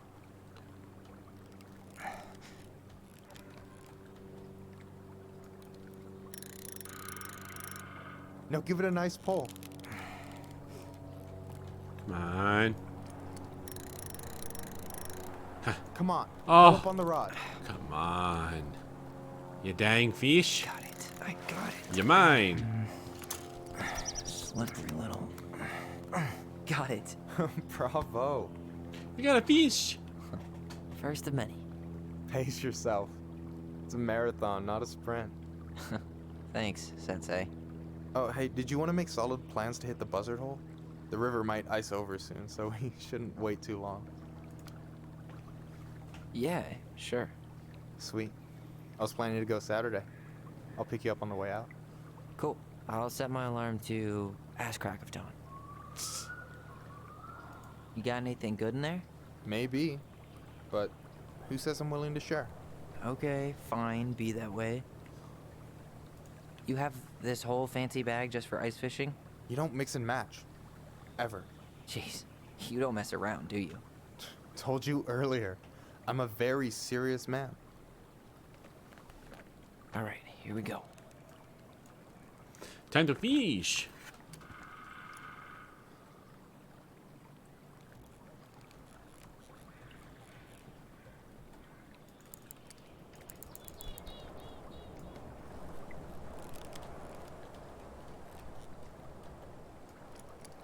Come on. Dang.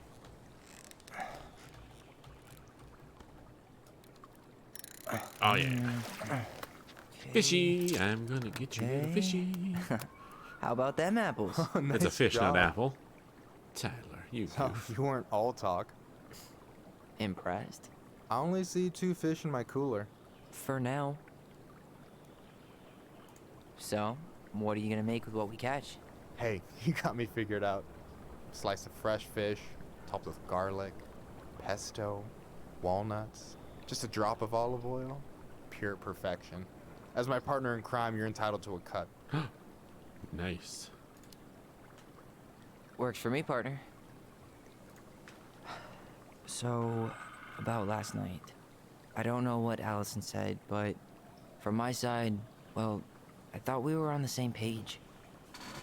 But it turns out we weren't. No. Hey, so don't tell her I told you, but last week your sister was almost unbearable. What? She was jumping up and down with excitement at you coming back. Really? You better believe it. Look, the last time you saw each other, you were kids. Just because things have changed doesn't mean you can't work it Seabird, out. now you're hungry. I know, so am I. I know. It's probably my fault. I really pushed her last night. I just don't get why she always has to run away from everything. You blame her? Avoiding the problem doesn't make it go away. She's so fixated on selling the house. It's like she's trying to bury the past. All of it. Even the good parts. Look, I'm not picking sides here. Okay, but she's been murder house girl ever since it happened. Now she's got a chance to put it behind her and start fresh. Shit, I'd be pretty eager too. I guess I didn't really think about that. I've been so focused on my own shit. It's been hard, you know? Figuring out how to live Yeah. out here. You mean outside of fireweed? Yeah. When I first got there, all I could think about was getting out. It felt like a cage. But after a while, it started to feel more like a shell. I figured out who I was in there. But now I've got to work out how to be that person out here.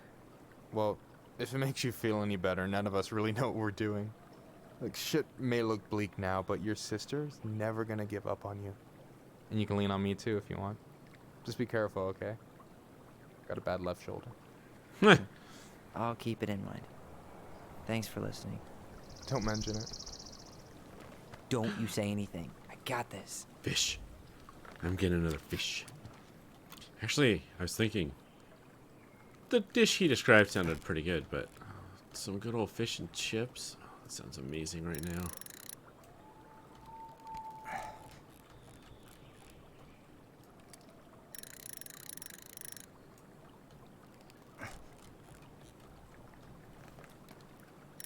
Bing.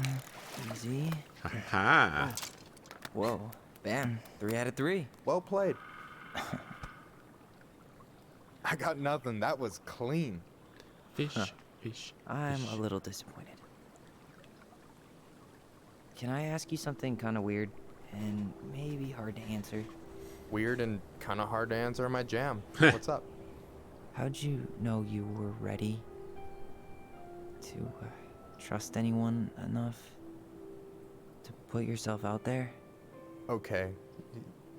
Yeah, that is a hard question. Oh, yeah. Told you. There's not really two ways about it. You gotta be willing to take a hit. Look, I stopped listening to the entire indie folk genre just because I was dumped at a show once. But I put myself back out there just like everyone who's ever gotten their heart stomped on. Because when you meet someone who really sees you, you don't have to pretend anymore. And you're still interested in being that someone? Even after all the shit that's happened? Hey, I've got baggage too. I think it's worth a chance. Don't you? I think we're in total agreement here. Yeah? Yeah. I get this feeling like I could say or do anything with you and it'd be cool.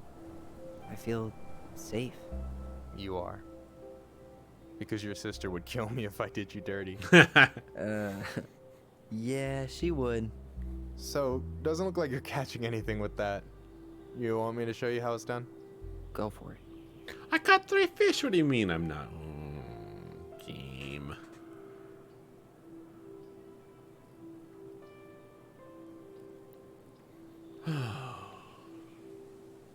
Hey, you're missing the show. There's a show?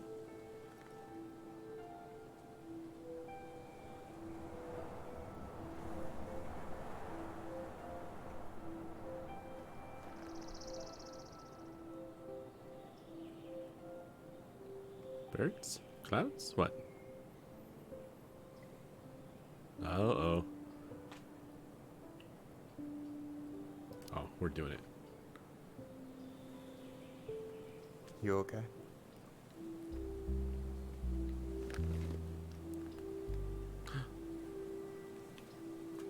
It's happening. Kissy smoochy. Kissy smoochy.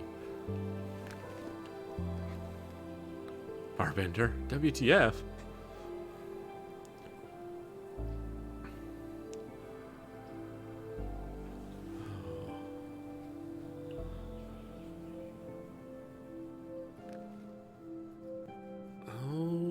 Okay. Well, so that's a rather happy ending for that. She's just sitting here waiting. At least went inside. It's gotta be cold as hell out there. So, yeah. Yeah, is one way to put it. Hey, Allie. I think I'll just show myself out. Okay, call me later? You know I will.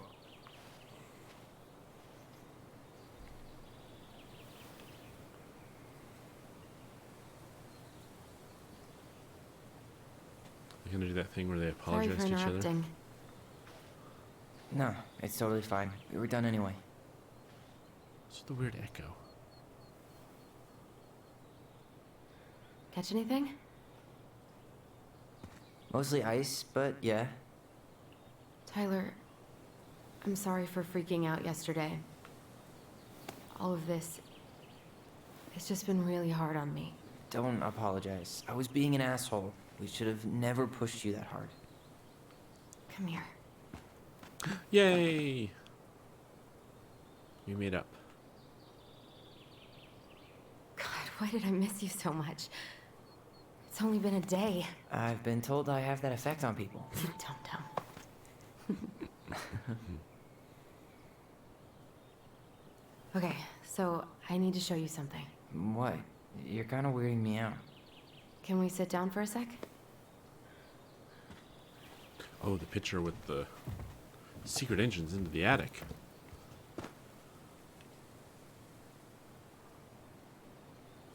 Maybe. So, what is it? I was just at Sam's. He's not our father. How do you know? I asked him, point blank. I'm not surprised. Burning down the barn didn't really seem like a Sam move. Yeah, I guess it was silly to suspect him in the first place. He'd never hurt Mary Ann's kids. There's something else. Look at this. This was taken in 1992 when Mary Ann first moved to Delos Crossing. See that ladder? Sam told me the barn has a loft. He helped her build it. Apparently she never told anyone about it. And it's still there? As far as he knows, yeah. What do you think? Should we give it a shot? We've come this far. And a hidden loft? That's got secret shit written all over it. Heck Let's go. yeah. Let's go see what secret shit's in the loft. Doom, doom, doom.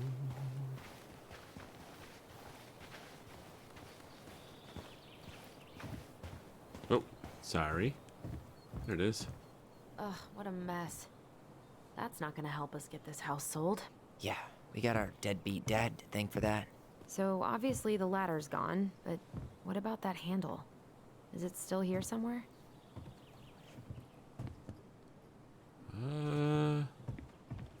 You want to take another look at the picture? It might help. Okay. Is that it hanging by the door?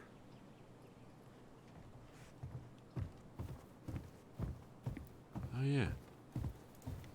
The handle should be behind this.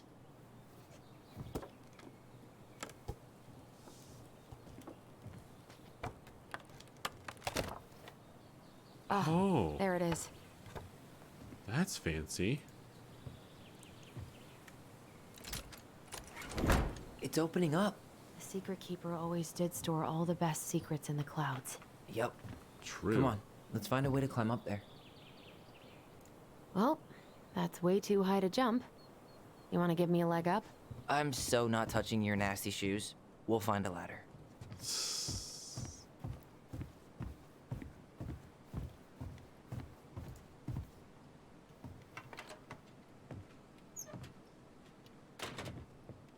Good old... Oh, wow. What the...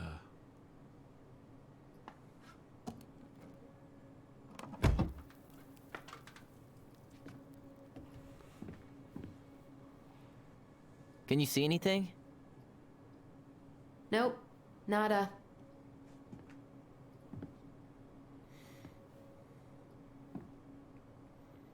I mean, other than the glowy paint?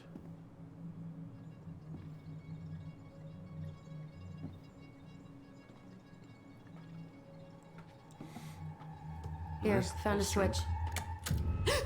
Oh!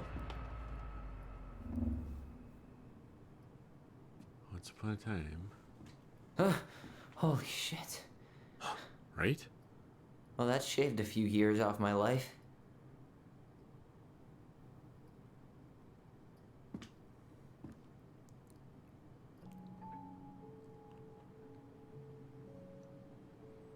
It's pretty.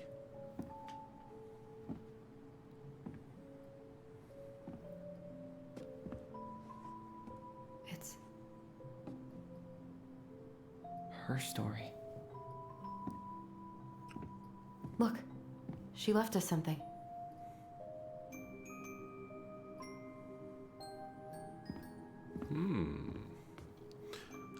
It's got a combination This. lock with letters. Do you think she hid the code somewhere in all this? Knowing Mary Ann, probably. Well, you want to do this? Yeah. Let's start here. 3 letters, huh?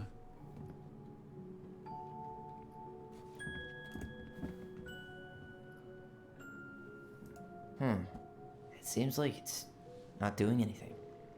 Maybe it's broken? Or maybe we just need to solve the puzzles in order. We're not done with the other one yet. Fair enough.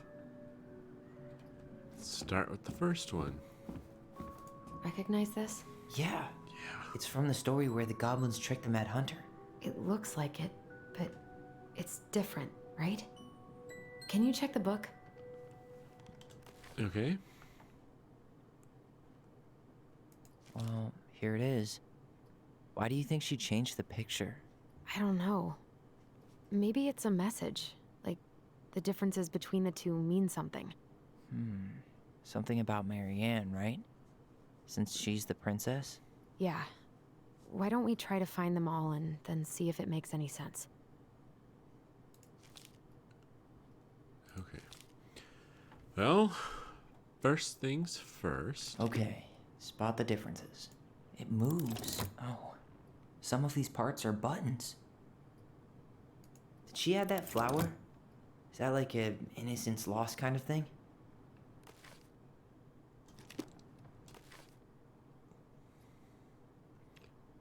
There's a blue flower and 2 purple ones. And then...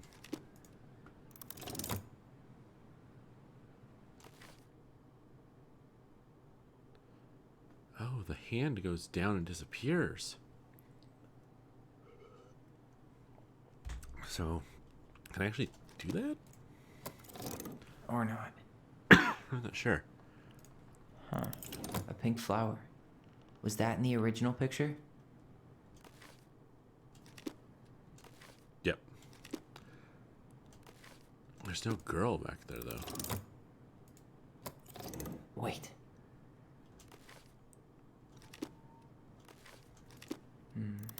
Maybe that branch looks a little bit different?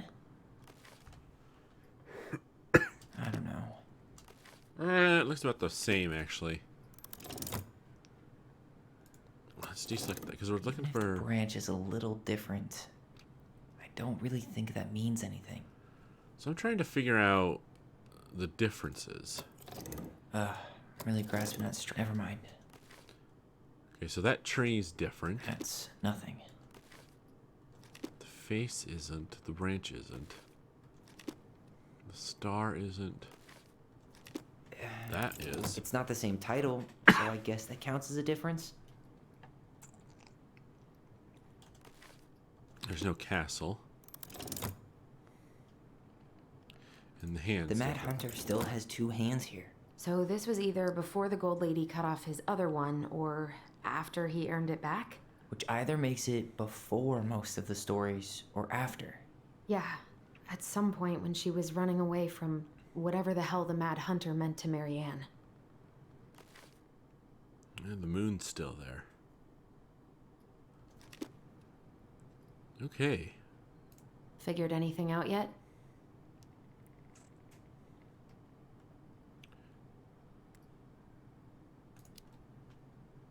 Nah, still figuring it out.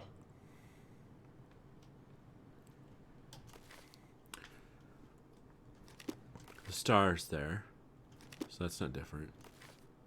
That 1, 2, 3, 4, and then the forked one. Yeah, no, that branch is the same.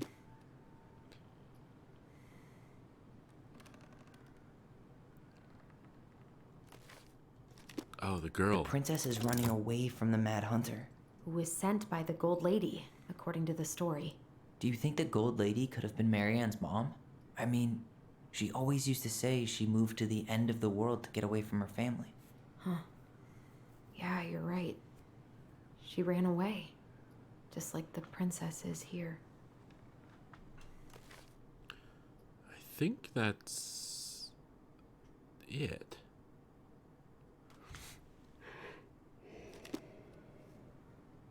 Oh, excuse me. Figured anything out yet? I'm totally stumped. Well, first off, the title's different, right? Yeah, we did that. So the title's different.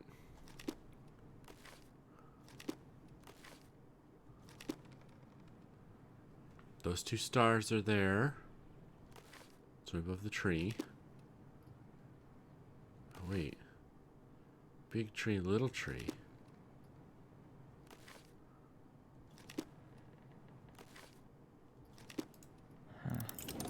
Is there an extra star here?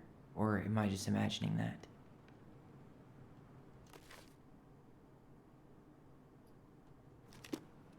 There is. I'm pretty sure. That red flower's there. The blue flower's there and the other red flower's there. That tree isn't there. The hand's there. It's not in the other. The castle's here, but not here.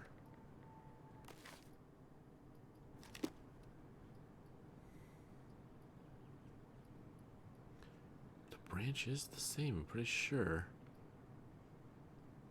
Figured anything out yet?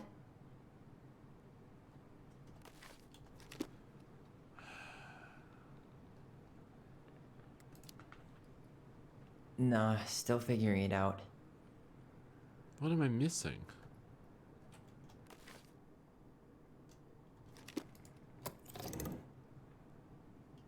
The face isn't backlit.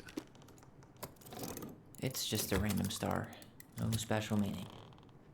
Oh! That's it. Whoa. What's in there? Pictures, letters. Have you ever seen any of these? All the pictures of Marianne I've ever seen were the ones hanging on the walls. I can't believe she was a ballet dancer. Marianne. And a good one, too. God, that's so not her. Okay. Oh, poor thing. Why would she keep an old drawing of a pet in here? Polly. The Gold Lady. That was definitely her mom. So, did Marianne grow up kinda rich? Maybe. Would have been nice to have some of that. Wow, I don't think I've ever seen a picture of her that young. I think that's her mom in the background. Could be. Did you know she studied engineering? No. But it looks like she changed her major to visual arts. I don't think she actually got it changed. The paper's not signed and it's all wrinkled. Like someone tried to throw it away. That was in 1884. Nice. Marianne, I can't do this anymore. You deserve better than cliche bullshit like it's not you, it's me. But the truth is, it's all been too much to deal with, and I've realized I'm just not ready. Maybe if we could have dealt with all of this on our own, without your mom constantly putting pressure on us, things could have been different. But the damage is done, and it's probably too late for that now. I'm so sorry, you're an amazing person, and you made me a better man. I hate myself for doing this, but I feel like we'll both be better off apart. There I go with the cliches again. Please don't ever stop being who you are. Here, but I'm gone. Brent. Brent. Seaburn in Cali. Oh, yes. Could this guy have been any more cryptic? You think the guy with her is Brent from the letter? I would guess so.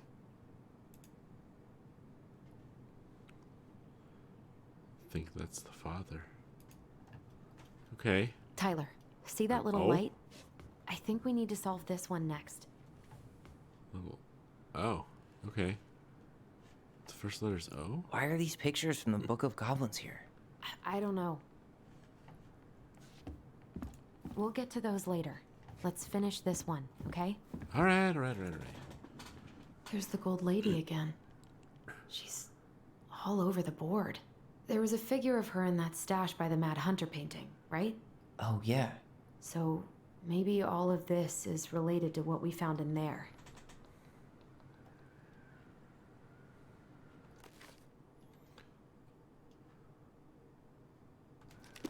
Okay, what?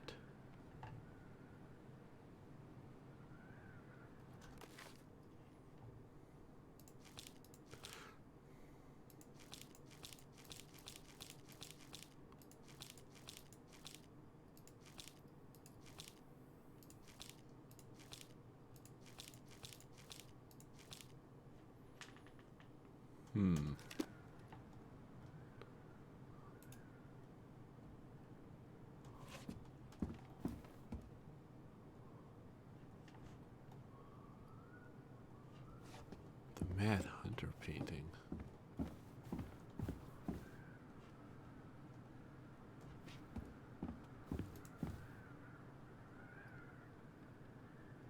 We'll let the mangy muskrat have his rock back. The Ice King goes in the forest, obviously. There you go, stalwart moose.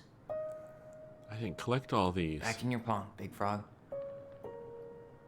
Gold lady stays locked up in her castle. I missed those two. No. What about this side? Crafty goblins go here. That's the pious pelican spot. The moon hag's gotta be imprisoned in her lake.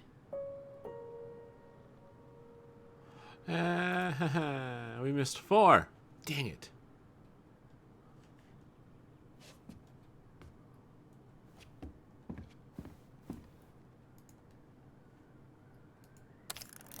Hey, I can move the piece next to the gold lady. All these pictures. They look... Is the gold lady setting the animals free? Judging from the broomstick, I'd say she's getting rid of them, not setting them free. Figured anything out yet? No. I'm totally stumped.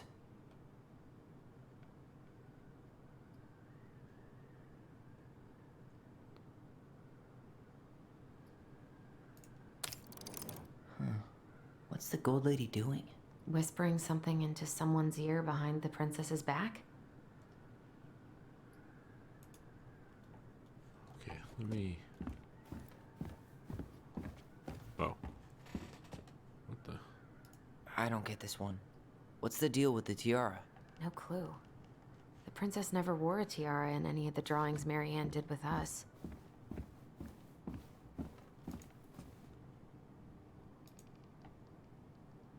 Yeah, he's a painter. So that's the right choice there.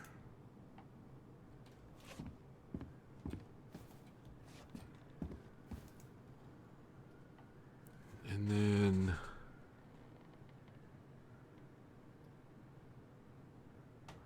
Oh, what was she... The letter. The major. What was her major again? So I guess she tried to change majors, but Engineering. couldn't. Her parents probably wanted her to study something more practical. Marianne Ronan, the very definition of the word practical. The wise princess looks like she's trying to run away. And she's being watched by the gold lady. Okay. I'm not sure which animal she's supposed to be shooing. And then...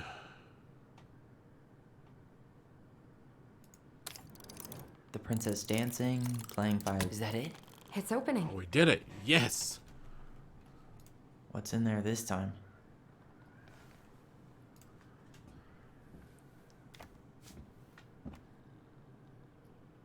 Salmonberry Park, Kodiak Island. Salmonberry Park. Salmonberry, sorry. Is that some kind of commune? Looks like it. So weird to imagine her living in a community like that. With, you know, other people. The weirdest part is how they all seem to love her. Where was prom queen Mary Ann when the whole town was turning on us? Oh. Everyone's well wishes when she left, I guess? Okay. Oh. It's this place. I think. Is that Carol? Yeah, and Sam. Look at him. He's so young and happy. Wow.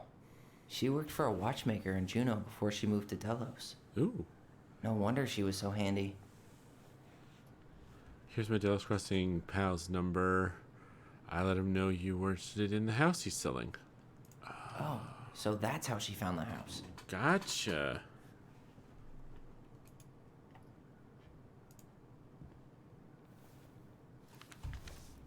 Her father. 5/17/1996. Marianne, I hope this letter finds you, but since you didn't leave any contact information, I will have to send it to your aunt and hope for the best. I am writing to inform you that your mother passed away last week. We just had her funeral reception. The house has been filled with people all day. Friends, family, colleagues, and church members. It's now 11 p.m. and I'm sitting alone in the kitchen table, surrounded by dozens of trays of food, flowers, and sympathy cards. Your cousin Adie brought in a beautiful photo album full of our holiday pictures in LaConner. You're there in all of them, but you weren't here today. We haven't heard from you in 4 years and can only hope that you made it to Alaska or wherever you are, and that you and your child are both safe. Your mother has been sick and depressed for years, and you can imagine why. The pain of being shunned by her own daughter, knowing she would never get to see her grandchild grow up. It spread through her body like cancer and consumed her completely. That's a bit much. All this suffering simply because you ran away like a temperamental little girl instead of accepting her help when you got pregnant out of wedlock. After dropping out of college and without a penny to your name. She only stepped up to help because she knew you weren't ready to raise your child properly. Marianne, a mother's duty doesn't end when her children leave home. Now that you're a mother yourself, I hope you'll begin to understand that good parenting isn't about coddling children. It's about providing for them and shaping them into the people they're supposed to become, whether they like it or not. I won't trouble you again. You've made your intentions clear. I just thought you should know. Dad. Ah, wow. What a shitty What the way to hell? find out. Mary Ann was pregnant in 1992, before she even got here. Before us? Do we have a long-lost sibling out there somewhere? It's possible, but she could have given it up or miscarried. Who knows? Yeah, you're right. Do you think we could track down her father? You mean the grandfather she never told us about? I don't think I want to. You're not at all excited about having more family. You saw the letter. I don't think we want any part of that. Fine. Let's keep digging. Wow. Okay, this one? What's this? Some sort of map? One day she took her tiara and ran away to the forest. That's the Gold Lady's castle.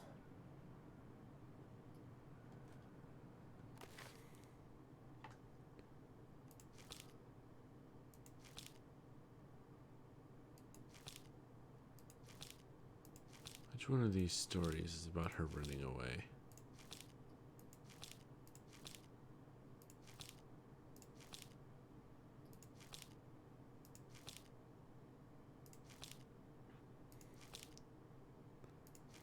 think any of them are.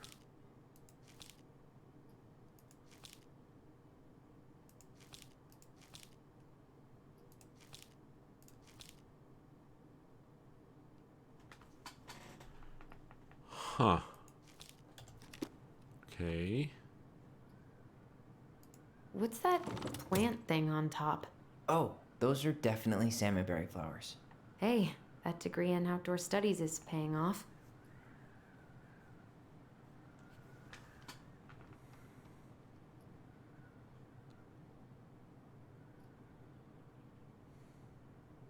This looks like a dinner party with the old bear and the very old beaver.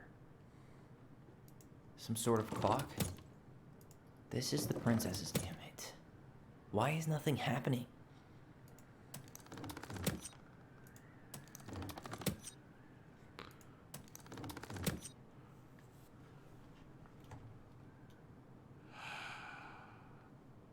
Some sort of clock?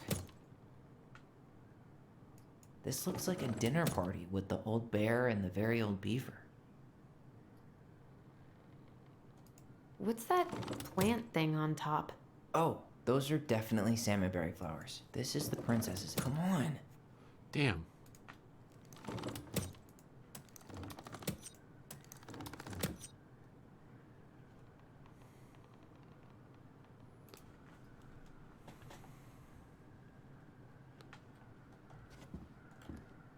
Okay.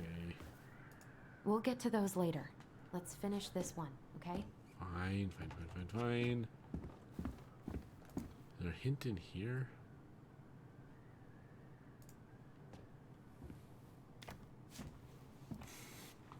Let's read these little messages that were left in the Salmonberry back. Park. Huh. Don't be a Is that stranger, some keep on kind of looking for these commune? answers. Looks like it. So this is in It's 92. so weird to imagine her living in a community like that. With, you know, other people. The weirdest part is how they all seem to love her. Where was prom queen Mary Ann when the whole town was turning on us? Okay. That's 92.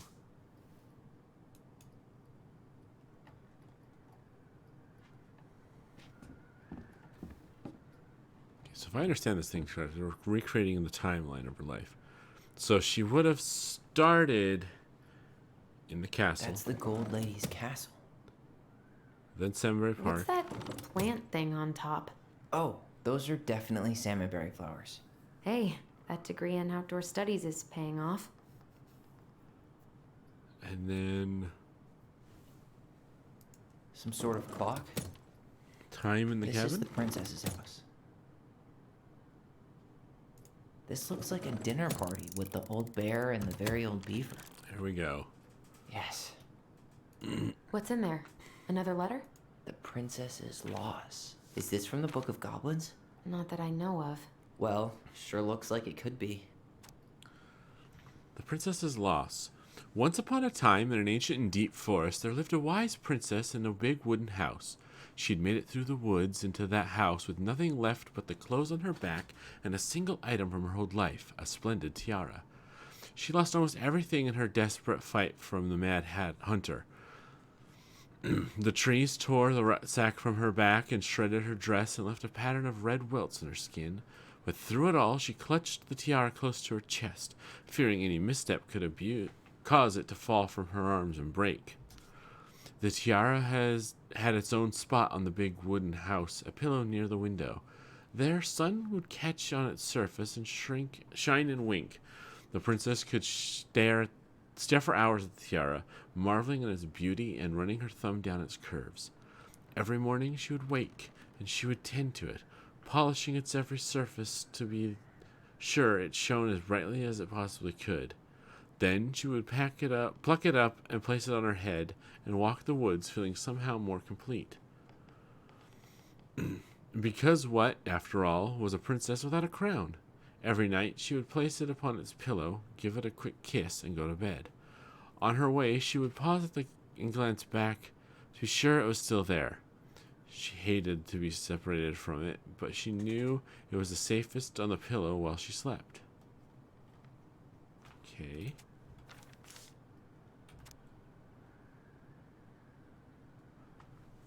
One night, the princess woke to a raging storm. The wind howled against the walls, rattling the windows in their panes.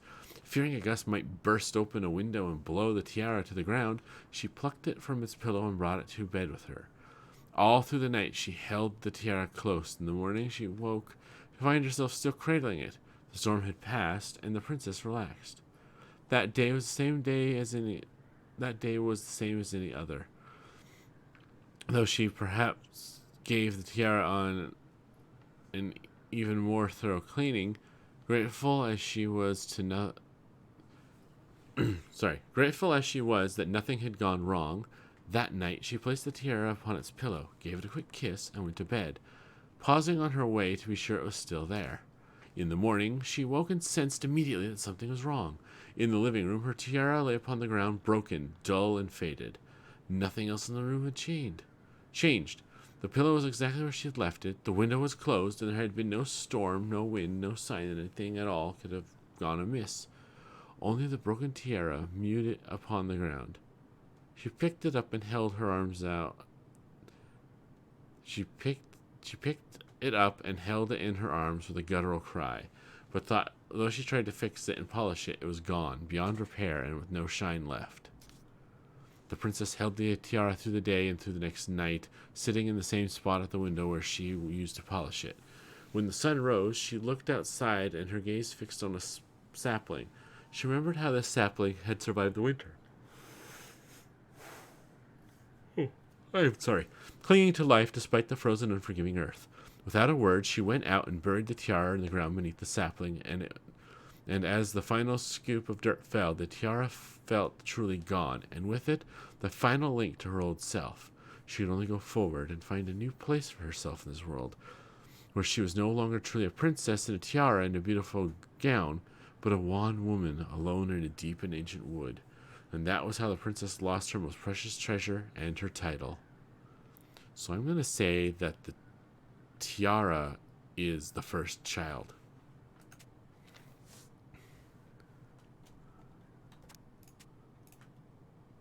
And that was how the princess lost her most precious treasure and her title. That was the story she read us that night. God, it makes sense now. Yeah, she got pregnant.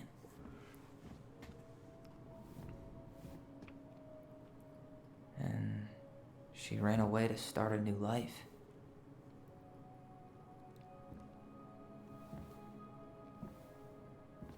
And then she made her way to Delos Crossing, where she was finally happy.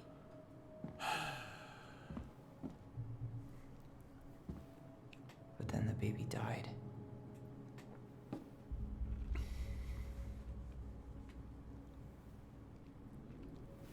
I can't even imagine how she must have felt. Horrible. She left everything behind, built a whole new life for him. And then he was just gone. I guess having us helped her move on. But when it looked like we were going to be taken away, she snapped. She just couldn't lose any more children. It really wasn't anything we did. I don't know what I'm supposed to do with all this. I don't either, but all I wanted was to understand what happened to her. And now I do. Yeah. We still haven't seen what's in that chest. Well, we have our 3 letters. E-O Okay, so how do we open it? E-O-L? All right. Wait. Should be easy enough. But it would be in the order O-O-E-L. O-E-L? All right. Should be easy enough.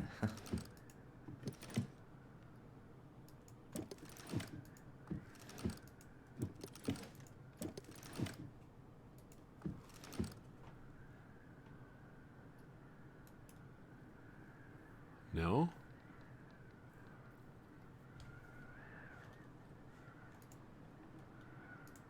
Why don't we just break this open? There's a crowbar right downstairs. What? No. You don't want to try and figure out what all this means? I'm so done with her riddles. EOL. Let's try that. That crowbar is sounding pretty nice right now. Dang it.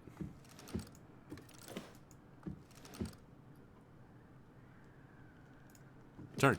What are you doing? Too bad you have to go all the way around the circle.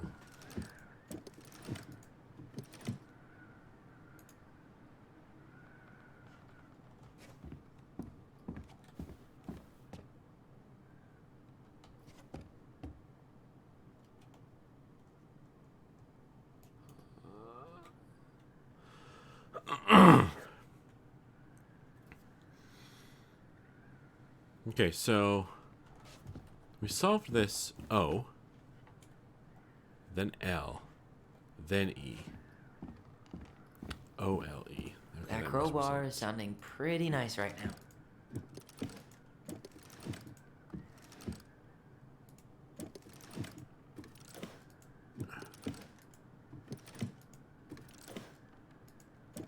E.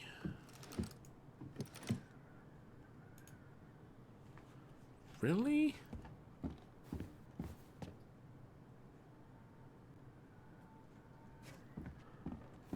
We'll get to those later. Let's finish this one, okay? O-L-E.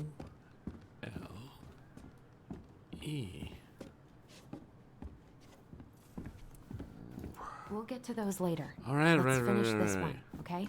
The princess lost her most precious treasure. That's why it all happened.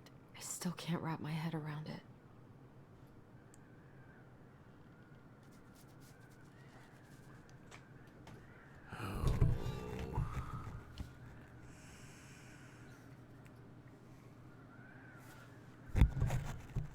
Okay, okay. We got this. We got this.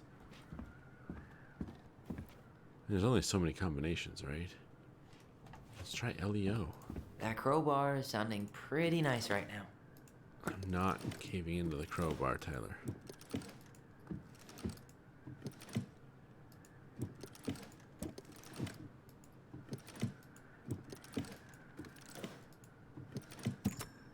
Yes. It was the color of the letters, not the order. Doi. What do we got? What the? It's nighttime. Whoa. Did it just get darker in here? That's an interesting trick. Ollie. She noticed. Dear Alyson and Ollie, I was her son. we write stories to understand and to be understood, but what good is a story without a first act? I'm sorry I kept mine from you for so long. All my love, goblins. Why does she have a photo of that tree locked in here? Tree by the rock? It was the sapling. Is that... Leo Ronan. That's where he's buried. Why didn't she tell us about him? Why didn't she tell us any of this? Too painful? I mean, it's fucking terrible. You guys That's were why. young?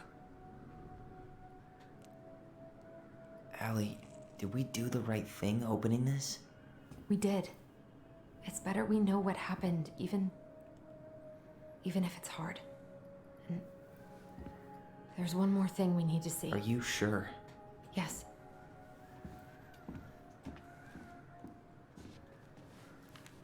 Come on, let's go to the dock. It's time to finish this.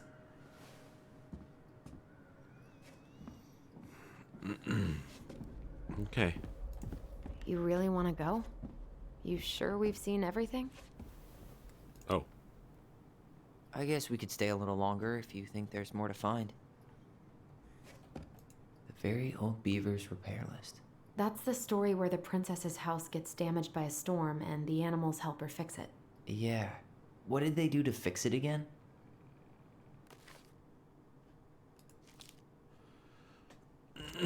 All right. Story time. The beaver fixes the house, Once upon a time, in an ancient, deep forest, there lived a wise princess in an old wooden house. One night, a particularly violent storm shook the house. It shook the shingles on the roof and the planks on the walls. It even shook the beams on which the house stood, blowing the whole thing near to the ground. The princess hid in a closet, fearing the house would come down on her as she slept. In the morning, the house was still standing, but it was badly damaged. The storm had blown shingles off of the roof and planks off of the walls, and even bent a post upon which the house stood. The first two things she could fix, but the last concerned her. "What will I do?" despaired the wise princess. For though she knew many things, she did not know how to fix the big wooden house. Just then, the old beaver came by to see if the princess had any trouble in the storm. When he found her nailing planks back into place, he said, "Stop, princess, let me do that for you." "I'm happy to do it," said the princess. "But if you want to help with the roof, you may." When the pair were done with the roof and the walls, they examined the bent support post. "I could throw my body against it," said the old bear. "I am very large." He stretched up onto his hind legs, being sure the princess could appreciate how very large he was, then charged straight at the post. He threw his body against it, and with an impressive thud, the impact moved the post, but too far, and it ended up bent the other direction. The wise princess decided more precision was needed. She thought then of the very old beaver who kept an excellently crafted dam.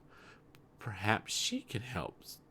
She went looking for the very old beaver and found the industrious animal hard at work, slapping down mud on a part of her dam that had been blown apart in the storm. Most of the structure was unharmed, because the beaver was very good at building things. The princess knew she had come to the right place. "Beaver," she said, "my house was damaged in the storm. Would you help me fix it?" "I believe I could do that, yes," said the very old beaver, and she paused at fixing her own den to follow the princess. The very old beaver examined the big wooden house and nodded. "It will be an easy fix," she said, and she set about righting the post with loud slaps of her tail. When she was done, the wise princess stroked the beaver's head. "Thank you, beaver," she said. "The wind blew the shingles off of the roof and the planks off the walls, and even bent this post. Now, thanks to you, I still have a home." "Think nothing of it," said the very old beaver, who returned to work on her own den once again. That winter, the very old beaver grew ill, very ill. She was not able to fix her den nor to gather food. When the princess found out, she set about delivering meals to the beaver. She brought stews of corn and beans and baskets full of bark and twigs from the beaver's favorite aspen. One day, the wise princess noticed that the beaver's den had begun to fall apart. She set about fixing it, and though she was not as talented as the very old beaver, the fix kept the creatures warm and dry. "Thank you," said the very old beaver. "Of course," said the princess. "You helped me when the storm blew my house near to the ground. Thanks to you, I still have a home, and I am happy to do the same." The princess continued to nurse the old beaver until the day she came to the dam and the forest was still. No birds sang, no branches rustled, no small things skittered within the underbrush. "Oh," said the princess, staring sadly at the dam, for she knew the old beaver had passed on. "Goodbye, my friend." And that was how the very old beaver saved the big wooden house, and how the wise princess repaid her kindness. Okay. So they fixed the roof. She fixed the roof shingles. The wall. She fixed the planks that were blown off the walls. She slapped the post with... All right. Damn. Another letter. That must have been rough on Eddie. Yeah, he doesn't really like to talk about her. Brittany Beaver. Yes, Brittany, the very old beaver. Dear Mary Ann, you cover your ears every time I try to have this conversation with you, so I thought I'd have a better chance doing this in a letter. I know you don't like saying goodbye, so I'll keep my melancholic ramblings short and sweet. I want to thank you with all my heart for taking care of me for these past few months. I can't even imagine how exhausting it must have been for you to look after a sick old lady when you also have 2 small children at home. I know you want me to keep fighting this disease and hoping for recovery, but it's always been a great strength of mine to know when it's time to let go, and that time has come. I'd like to ask you for one last favor. Please take care of Eddie after I'm gone. My poor boy puts on a brave front ever since his father died, but I know he's in pain. I would be so much more at peace knowing he still has family. Maybe he could teach the kids how to fish. He loves spending time with them. Thank you for the warmth and the peace you brought to my life. Give the kids a kiss for me, will you? Carol. Aww.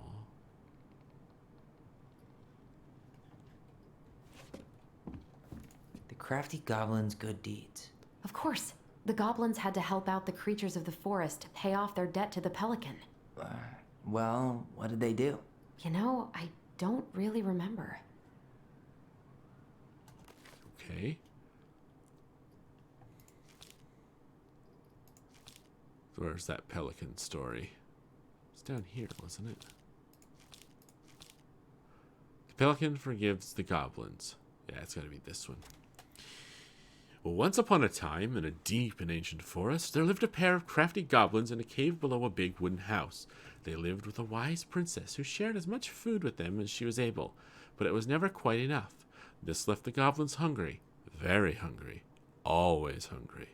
One day, as they were out foraging for food, the pious pelican landed on a rock and dumped a smorgasbord from her beak, which the goblins knew was magic and never emptied. There were king crabs in red, blue, gold, and scarlet, veiny blue shrimp, pink-shelled scallops, oblong brown clams, purple spiny urchins, and even one prickly red sea cucumber. The food just kept coming. They watched as the pelican ate one clam and then took a nap. "Do you think she would mind if we took just a little?" asked one goblin to the other. "Her beak never empties. She won't possibly miss a couple of crabs," said the second, licking her lips. They were agreed, and so they crept over, filched some crabs, and ran. The goblins scarfed the crabs, but when they finished, they found that they were still hungry. "She won't miss a handful of shrimp," said one goblin to the other. The goblins scarfed the shrimp, but when they finished, they found that they were still hungry. "Maybe also a few scallops," said one goblin to the other. The goblins scarfed the scallops, but when they were finished, they found that they were still hungry. So they went back for clams, and then urchins, and then finally even the sea cucumber. Finally, they were not hungry, but there was also nothing left. Just then, the pelican woke up. "What happened to my food?" she asked. Unable to lie about it, the goblins confessed their crime. The pelican was dismayed, but she was a charitable-hearted bird, and she could tell the crafty goblins were growing little creatures. "Goblins," she said, the pious pelican, "I will share my food with you, but you must, in return, follow my example and be as generous with others as I am with you. Take that to heart, and I will have considered our debt paid." "But we have nothing to give," said the goblins. "You have your nimble hands with you, and crafty brains, and your loving hearts," said the pelican. The crafty goblins realized how much they had to give, and for the rest of the day they looked for ways to help the other creatures of the forest. They found the stalwart moose struggling with an itchy, hard-to-reach spot on his back, so they climbed up and gave it a good scratch. Next, they helped the old bear, who could not get the honey out of the narrow beehive. They climbed up to the top of the tree with the hive, and then dropped it, cracking it open. Finally, they found the princess crying over a loss she would not speak about, so they wrapped their little arms around her and gave her a great big hug and stayed until she felt better. When they were done, they returned to the pious pelican. "Did it feel good being as generous as I am?" asked the pelican. "It did," said the goblins. "I'm glad," said the pelican. "We all have problems that we can't solve on our own, but if everyone goes about with generosity in their hearts, then there is always someone on hand to help. But we all must commit to do so, or there may be no one there to help when you need it."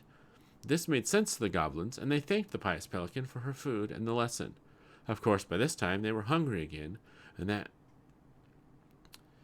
remained an ongoing problem until the day the stalwart moose taught them to fish. But that is another story, and that is how the pious penguin forgave the crafty goblins and how she taught them charity. Okay, so drop the beehive. They broke open the beehive for the bear. They scratched an itch. They gave the stalwart moose a good scratch on the back. And the princess. They hugged the princess when she was crying. Nailed it. Our lives would have been so different if their friendship hadn't gone to shit. Alright. The Pelican Crossing is a specialty gift bouquet located near the O'Shea Glacier catering to Gastineau Channel tourists as well as Delos Crossing locals. We specialize in an assortment of high-quality products from home accessories, handmade souvenirs, to personalized apparel and locally made art. The Pelican Crossing will be the first store to act as a relay between the buzzing arts and crafts scene and customers. In addition to a wide array of novelty handcrafted products, the consumer will enjoy friendly and knowledgeable customer service from Vici store co-owner Tessa Vici and up-and-coming artist Marianne Ronan. This business plan is prepared to obtain financing in the amount of $20,000 to purchase inventory and to help cover expenses in the first year of operation. In year 1, the Pelican Crossing plans to break even, and in year 2, we plan to generate a moderate profit. Working on the executive summary part of the business plan, what do you think, Tessa? Oh, they had a plan and everything. The old bear's gifts for the princess. Oh, great. I'm totally blanking on that story. What did he give her again? Why don't we open up the book and check? The old bear's gifts. We're hitting all the stories today, kids. No.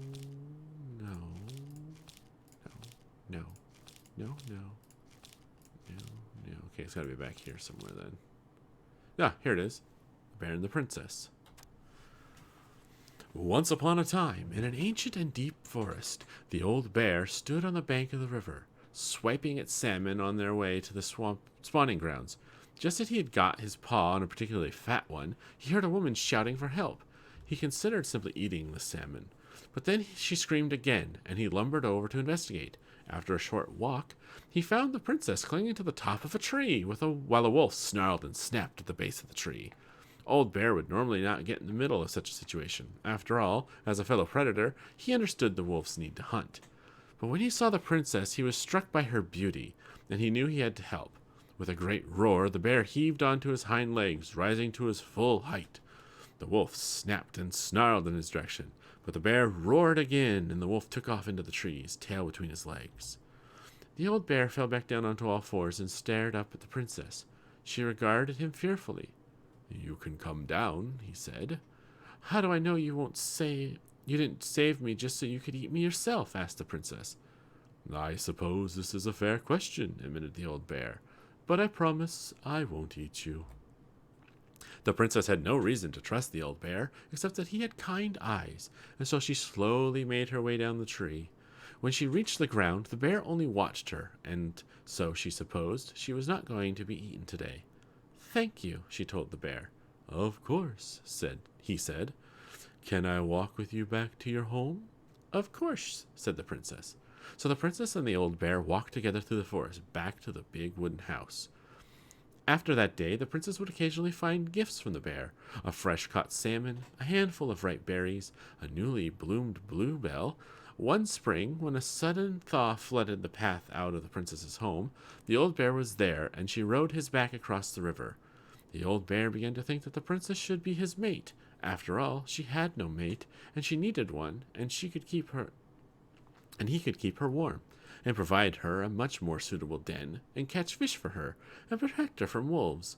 She, in turn, would brush out his fur and pick berries without smushing half of them, and scratch that one part of his back he couldn't reach. And, with how she took care of the goblins, she'd be an excellent mother for his cubs. One day the old bear came with a ring of spruce and asked the princess to be his bride. "I'm sorry," said the princess. "You are a very good friend, and I appreciate all you've done for me, but I cannot marry you. You're a bear. I'm a princess. It would never work." The old bear was crushed. "Can we still be friends?" he asked. "We will always be friends," said the princess, "but I will never marry you." The old bear and the princess carried on their friendship, and after 1 year he tried again to ask her to be his bride, but once again she refused him. This happened 1 year later, and 1 year after that. And then finally the princess said, "Old bear, you are my dear friend, and I appreciate all you have done for me, but I would sooner you have left me to the wolves than marry you, and that is how it will always be. I may have my hands full with the 2 goblins who live under my house, and they are all I need." That wounded the old bear deeply, but it was finally enough to stop his proposals. They remained friends, and he continued to give her gifts of fresh salmon, ripe berries, and newly bloomed bluebells. But the old bear never again asked the princess to be his bride, much as he might have wanted to. And that is how the princess befriended the old bear, and how she refused him. So that's the story of Sam. So, what am I looking at here? Fish. Fresh caught salmon? Berries? Some roses, maybe? No, not roses. Actually, I'm not sure. What's this? Hazelnuts. Nope. Wait. A handful of ripe berries? Berries was one of them. A newly bloomed bluebell? There we go. Nice. Man, he had it bad. Just couldn't let go. Sorry for the note under the door like a prison inmate. You okay? I stopped by and rang a couple of times this week, but you didn't answer. I could see the light in the hayloft, so I figured you were in but didn't want to talk.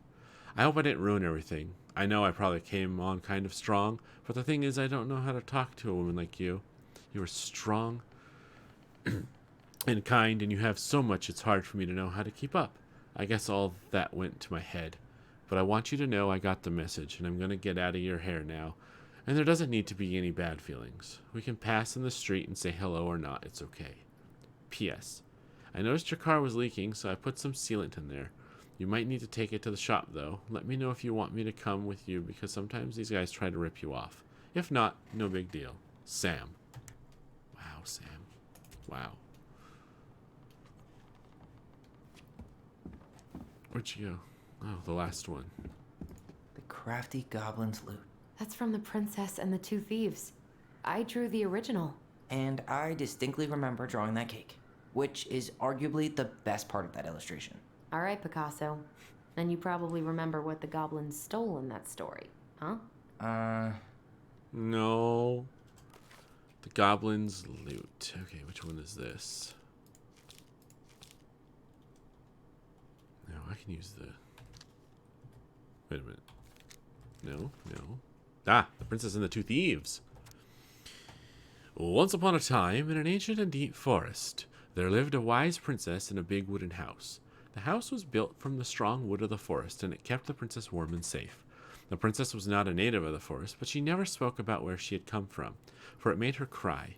She did not have many friends, but that was how she liked it. The forest was big and deep, and many paths led to her house, but not many visitors passed by. The princess was happy to be left alone in the big house in the deep forest. She knew that the forest would provide for her, but that its generosity had to be respected, so she only took what she needed. And for a long time, life was just fine for the princess in the big wooden house. One winter day, when snow blanketed the earth and ice bent the trees low, the wise princess realized that food was disappearing from her house. It was not much at first, only a few fruits and nuts and eggs, vanishing during the night. Maybe it's the birds, she said, or the mice. And for a time, the princess was okay with losing some food, for the winter was long and little creatures needed to eat too. But then small items started to disappear as well. Spoons and plates, forks and knives, and blankets. It was as every time she was in one part of the house, something disappeared in another room. That can't be the birds or mice, said the princess. I think I have a thief.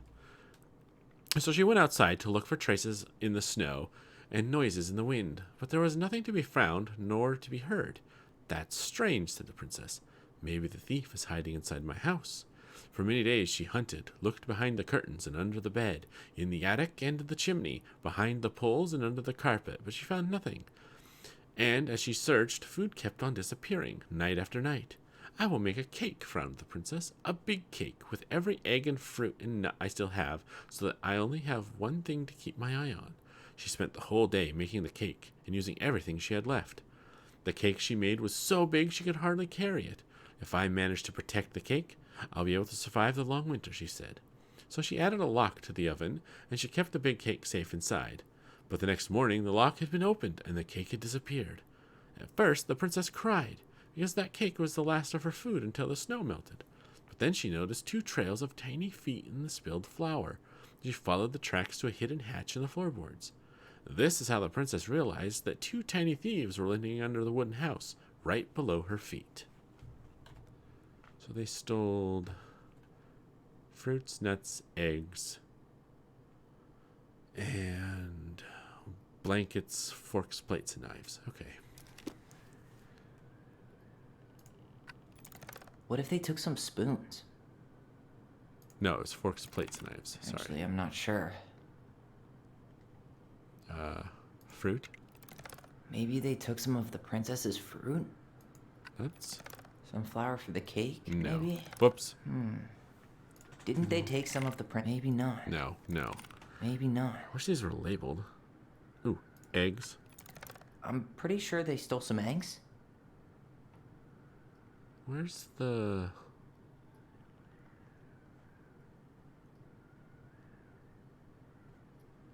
spoon? Some flour for Not the cake, maybe? that one game. I was Or thinking of not. the spoon. What if they took some spoons? There we go. That's it. I always wondered where that drawing went. She said it was her favorite, and then one day it just disappeared. Oh, that's cute.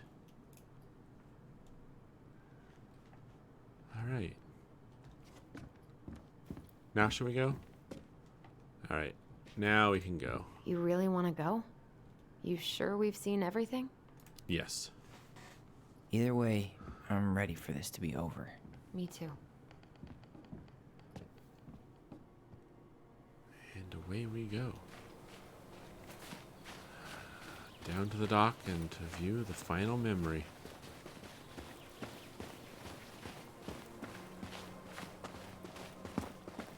What are we waiting for? I want to know who was here that night. Let's try and remember who Marianne was arguing with. All right.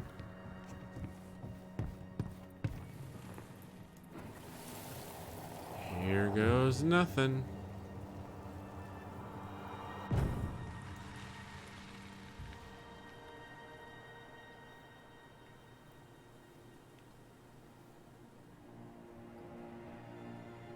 Almost.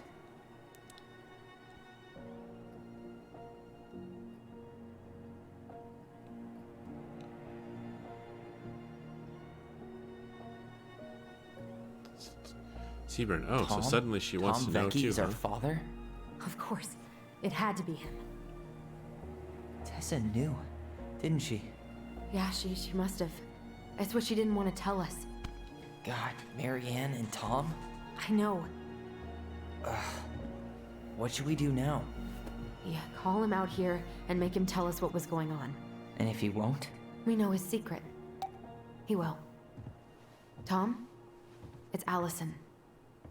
We need to talk. We know it was you. Oh my. Well, yeah, Seaburn, she kind of came to that decision throughout the story. This episode.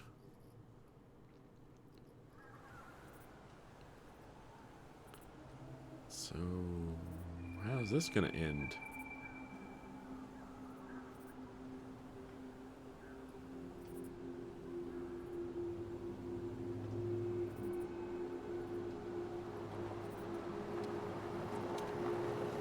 Let me take the lead on this. Get the I shotgun know ready. better. I thought I did, anyway. Sure. Whatever. As long as we get answers.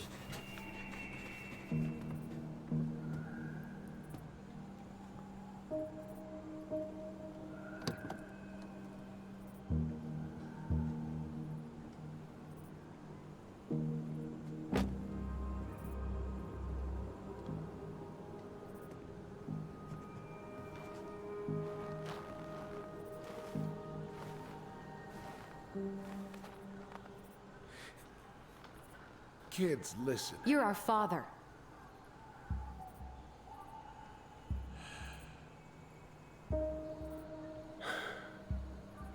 Yes.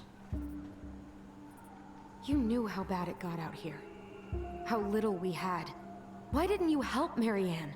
You mean all the money she wanted? We didn't have anything to spare. Well, that winter was rough on everyone. You would have starved out here if not for all the free food we gave you. Don't act like you had anything to do with that. That was all Tessa. That's a cruel presumption, young man. Maybe it was Tessa's idea initially. But I supported it. And your mother was happy to live off our handouts.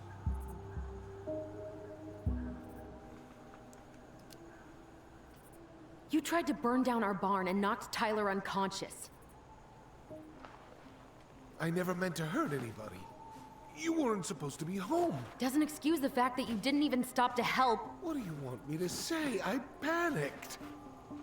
I was terrified that this whole thing was gonna blow up in my face. I had to do something.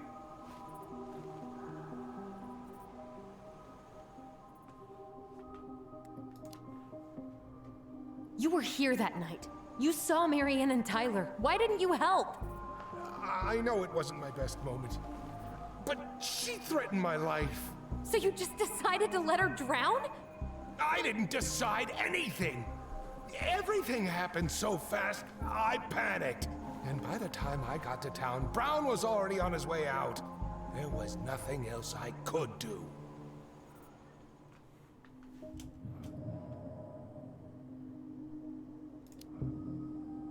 So what do we do now? We tell him he's gotta fix the mess he made, one way or another. Hey, you hearing me? Yep, sorry. I'm trying really hard to keep myself from punching him in the face. He's not even the least bit sorry for what he did. He could have seriously hurt you. Yeah, he's just a fucking coward. Does he really expect us to believe there wasn't anything else he could have done that night? I don't know, Allie. I'd rather not think about it.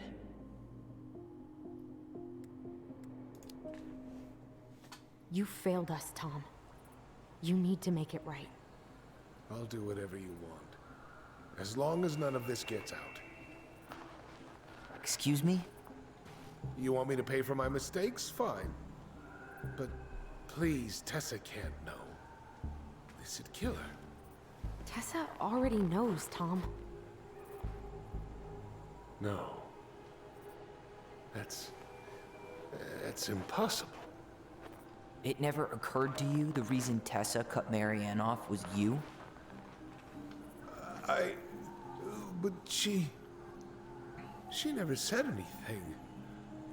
Duh. Oh, Lord. You should try talking to your wife. Maybe if you had, we wouldn't be in this situation. And maybe Marianne wouldn't be dead. Oh, come on. You of all people should appreciate how troubled Marianne was. She was unhinged. Something like this would have happened sooner or later.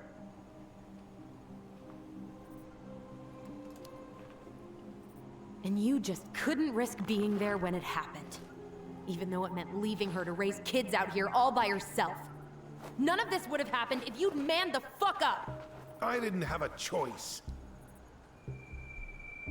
I know it shouldn't have happened. But, well, your mother was a very pretty woman. And she'd been so many places and done so many things. The way I always thought I would have. I got caught up. Love made me a fool. Look, I made mistakes. But this will not go any further than the three of us. Why? We know. Tessa knows. Marianne's dead. There's no point in hiding it anymore. He's afraid it'll tank his campaign. Am I wrong? Jesus, Tom. I've kept your secret all these years. I don't want to go spilling it. But I will if I have to. What? Yeah. Your little story about self-defense. I've never told anyone how Marianne really died. Wait, what? That night, I came out here because I was worried about your mother.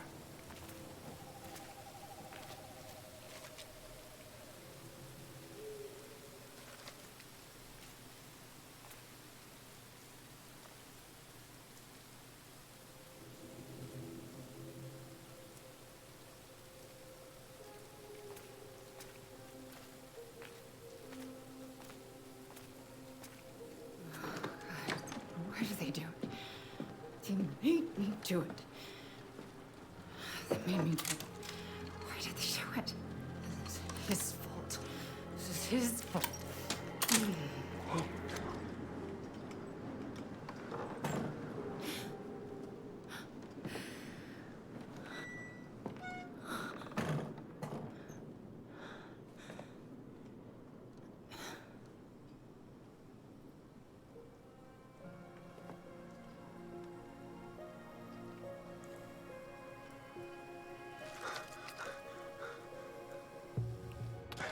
Okay.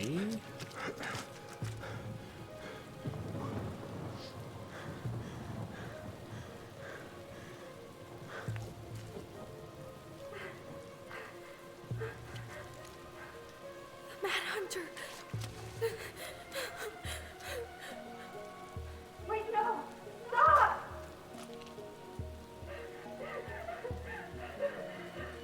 Alyson! Alyson!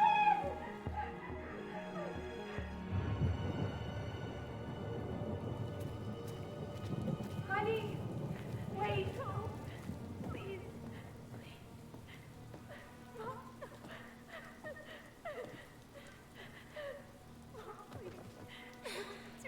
I'm not gonna hurt you.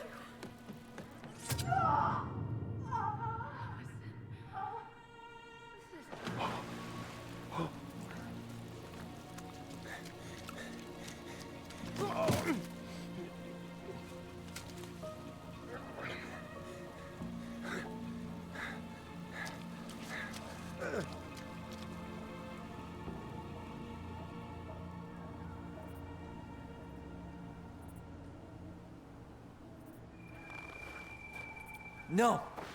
No way. You're a fucking liar. I saw what I saw. You're manipulating us just like you manipulated her. Tyler! You're not listening to this, are you? Be smart about this, Alyson. Are you sure you want this to get out? You've got way more here to lose than he does. His name will be all but clear, but you... you'll be a killer. What will your uncle say? I already told him. And Michael? Well, the whole town might turn on you. Don't touch her. You know I'm right. Just get out of here, Tom. Tyler and I need to talk alone. Just, please, think twice before making any rash decisions. There are a whole lot of lives at stake here. Oh, now he cares Leave us the about lives. fuck alone. And never come back.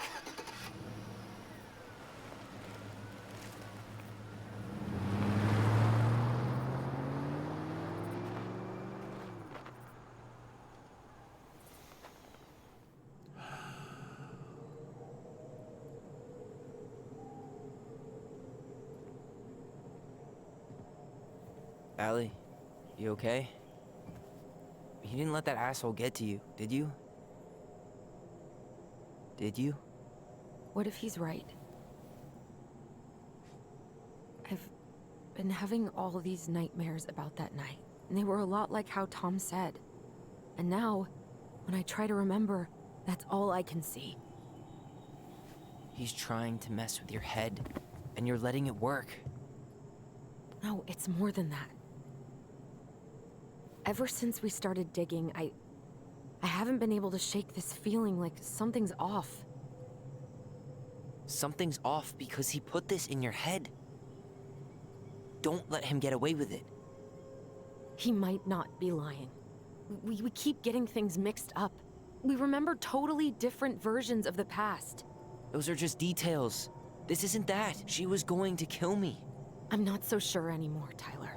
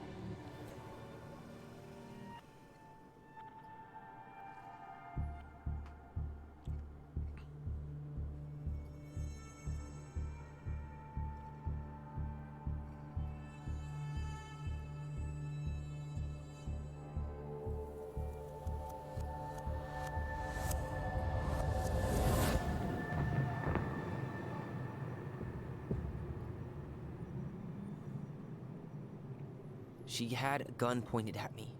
She chased me. She said she was going to kill me.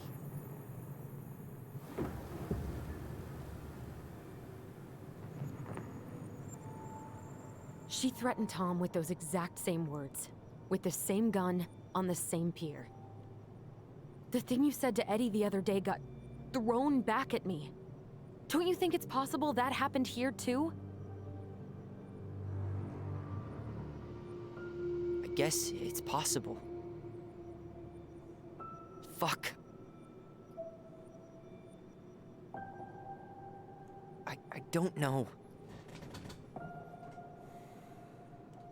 Memory is a And tricky we're never thing. gonna know the truth, are we? Because the second you walk away from something, that's it. Yeah. I guess at this point, you just have to decide what you believe. Me? Yeah. You need to start dealing, Allie.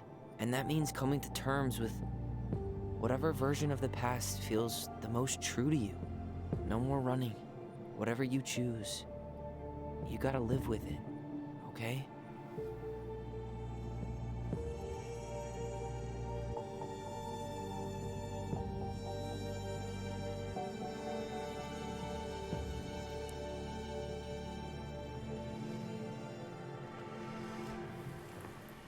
I'm not gonna hurt you. I'm going to kill you! I'm not gonna hurt you. I think it was Tom's version. I'm not gonna hurt you. I'm not gonna hurt you. I'm not gonna hurt you. Mom, please. No, don't do this. Alyson, this isn't what...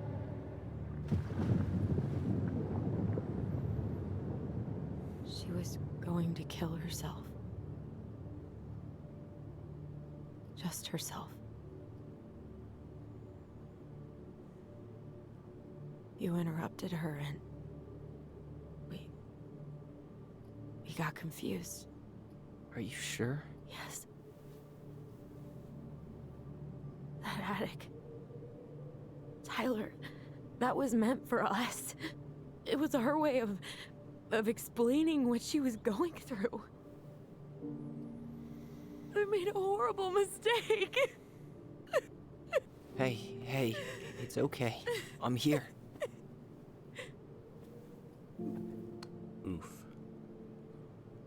Big oof.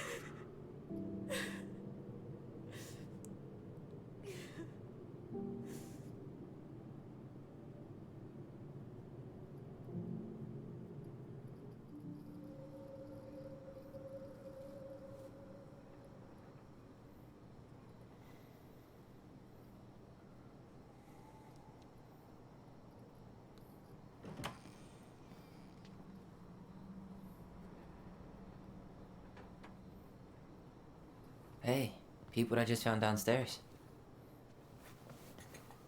What do you think? Will it have aged well, or just gone bad? Probably gone bad.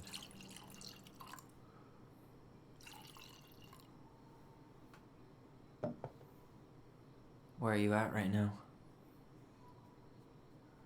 I just keep hearing her say she wasn't going to hurt you. Over and over. We were kids. We freaked out. You weren't equipped to deal with that shit. She was just talking to you. And I killed her. Stop.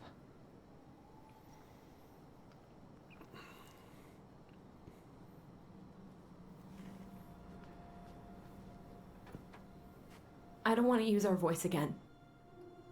Ever. What? Seriously? I don't know. But I want to stop feeling like this. And I think we'll be better off without it. This morning, I kept getting these horrible visions. Of you and Marianne and Eddie. Visions? Like our memories? Yeah, but different. It was all my worst thoughts brought to life. You were in my bedroom saying I abandoned you. Eddie called me a snake. I'm sorry. I should have been there for you. It's okay. I was the one who walked out. I can't let that happen again. I don't think it will. Something's been pushing us to find answers. And now we have them. Maybe I'm wrong. And if it stays bad, we can stop. But I really want to keep what makes us, us.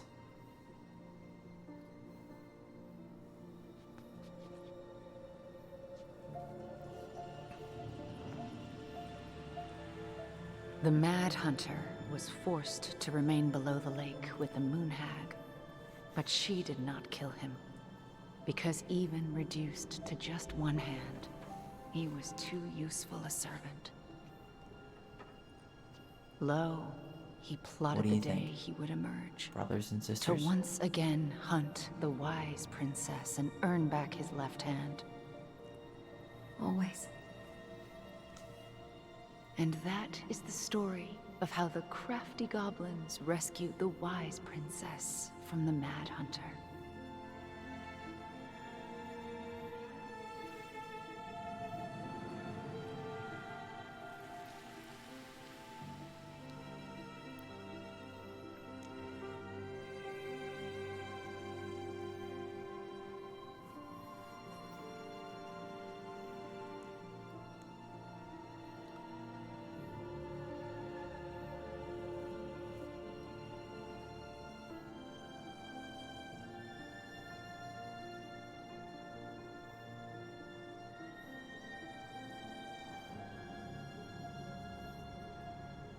Well.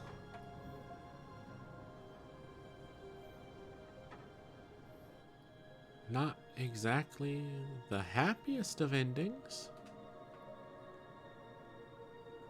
But at least they have closure.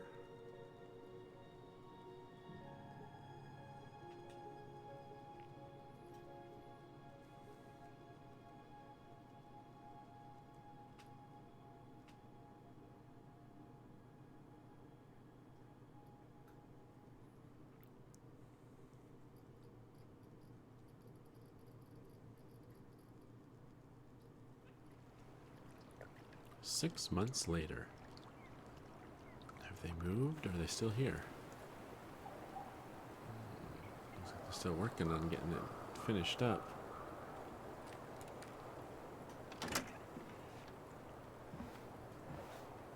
That's a new look.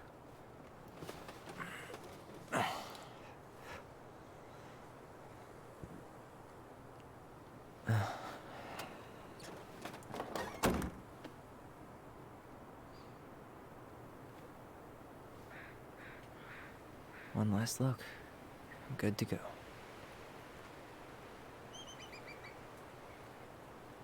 Eagle.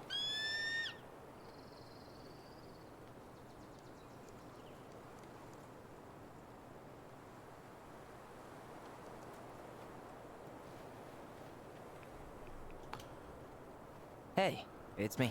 Hey, me. House is empty. I'm getting ready to head out. So, last chance. Is there anything you want me to do while I'm in town? Listen, Ty, you're dropping off the keys with Tina, right? Yep, gonna leave them at her office on my way to the ferry. Well, that's it then.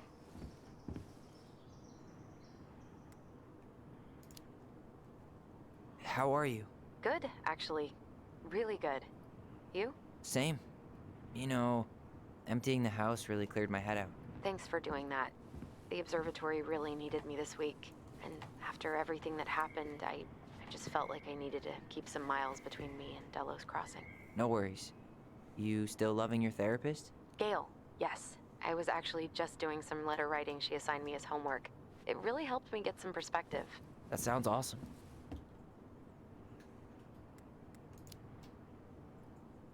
Did you see the article I sent you about Tom losing the election?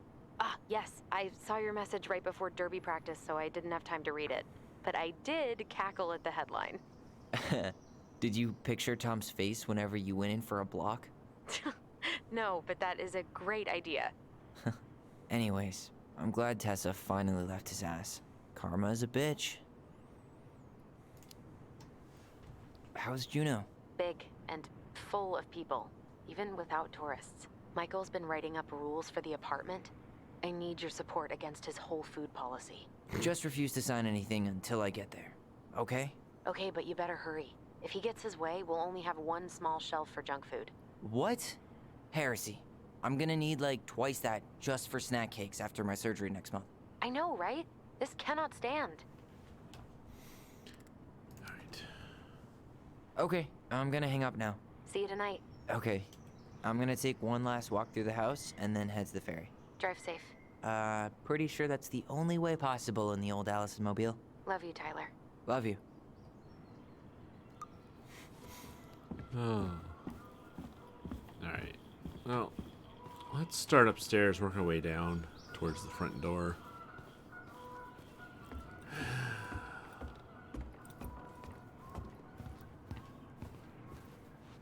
Okay. The old cabinet. Goodbye, room. Goodbye, room. Goodbye, man on the moon? For posterity.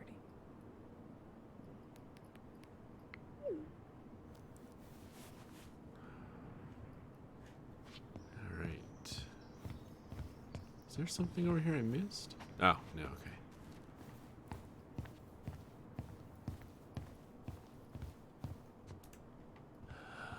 Lean on the railing one last time. Certainly hope the new owners are Mr. or Mrs. Fix-It. Yeah, this place needs some TLC.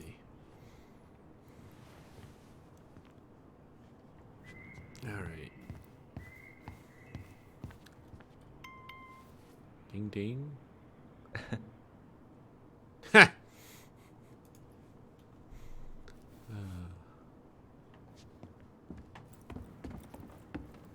Okay. I doubt there's gonna be anything from the bathroom, but oh, trying to be thorough. Actually, let's cut into the kitchen from here.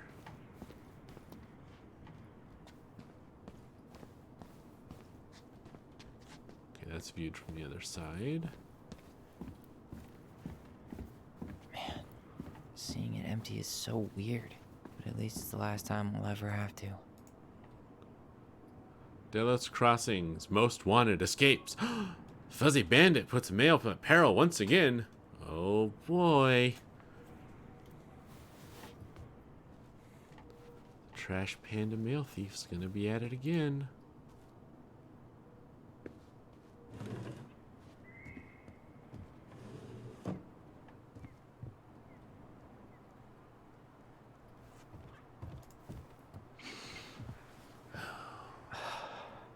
Gonna miss this.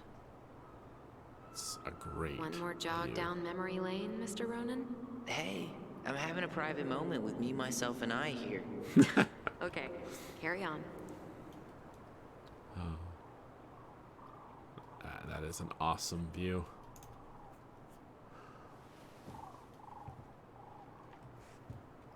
Okay.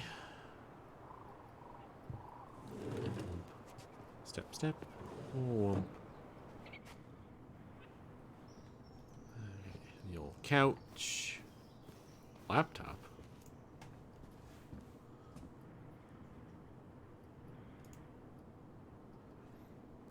Chattington app.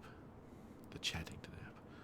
Michael, must be a relief to finally be done with that place. No doubt. If traffic's not too bad, it should be back to our place at 4.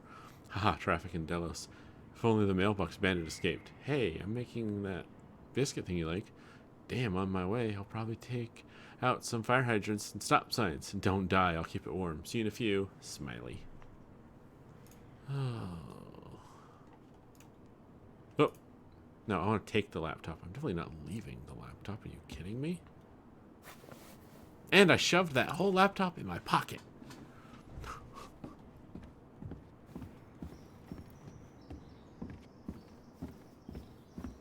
let's lead this note. Hey goblins, word in town is you guys finally sold the house. I came by tonight to help you fix what needs to be fixed, but there was nobody home. Are you gone already? Things change so fast these days. Anyway, you know where to find me if you want me to fix things. If you're still in town, I mean. It's getting late and I'm pretty tired. Oh, and I'm sorry for acting like the stupid ass I am. Everywhere I look, I think about what it used to be. Been trying to do better, but I think it might be too late for an old bear like me. Not sure if this will reach you. It's getting late. Call me if you're still around. Be safe, Sam. P.S. I wish it was easy to fix everything. Wish it was as easy to fix everything as a boat.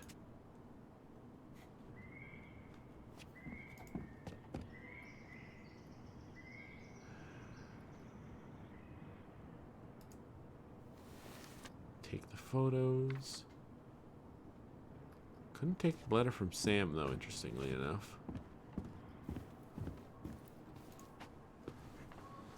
Take a picture of Mom's room.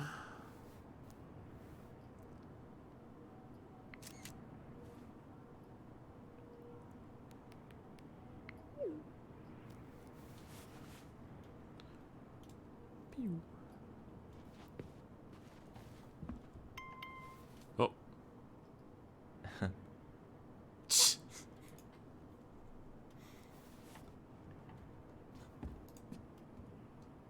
Juno University.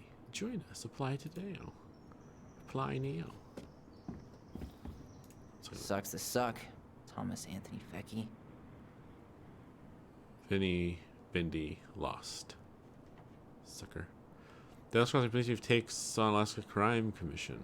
Oh. Dallas Crossing Police Chief takes on Alaska Crime Commission. Police Chief Edward Brown calls for legislative task force to examine law enforcement crisis.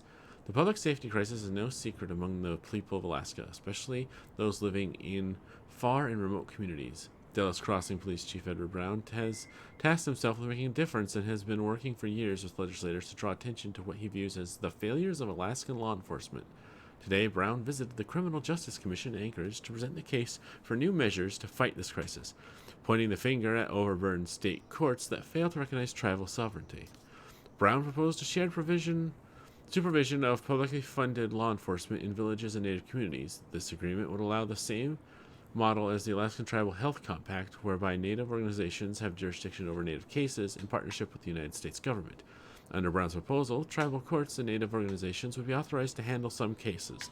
This realignment of jurisdiction would benefit the state and federal governments, Brown said, by freeing space in the clogged state and federal criminal courts, as well as significantly reduce the native incarcerated population and clearing criminal records. Brown believes this compact would enhance relations and allow impacted communities to better serve and help themselves. This is the first step of many more to come towards much needed systematic change, Brown said. We need each other to heal. Nice. And this letter. Huh. Well, at least she finally dumped his ass. Garrus, Tyler, and Alyson. I'm writing this letter from Juneau International Airport, where I will soon board a plane to Manila on a missionary assignment. I apologize for not coming in person to say goodbye, but I was called to make this decision alone and to carry it out on my own as well. I am sure you understand that sometimes we must follow without question the prompting of the Spirit. I will not be coming back to Dallas Crossing for some time. Before I go, there is still something I feel I must confess to you both. Perhaps because I have never found the strength to confront my husband, I have never been able to forgive Marianne for her betrayal. I truly love you both like my own children, and I always tried to forgive your mother for her unapologetic lifestyle. But when I discovered that you were the fruit of their affair with my Thomas, I wanted her to suffer like I was suffering, and I brought down on your house the wrath I never dared allow to unfold in mine. I've been deeply ashamed all these years, and I'm surprised how much better I feel with it out in the open. The greatest thing about truth is the peace it brings to your life. I hope you can find it in your hearts to forgive me.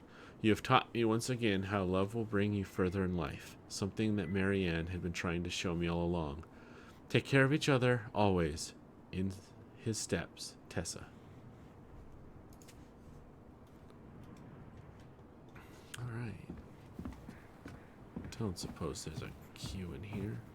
No, not even the hatch. Alright, let's go.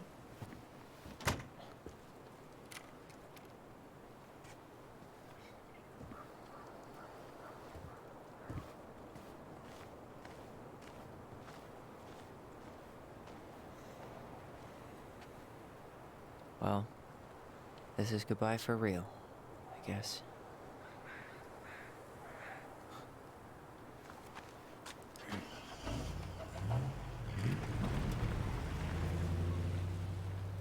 It's a fjord. I still think that's funny. Hey, Aaron. It's Tyler Ronan. I thought I'd catch you on your break between sessions, but I guess you're going along with another rebel with too many causes.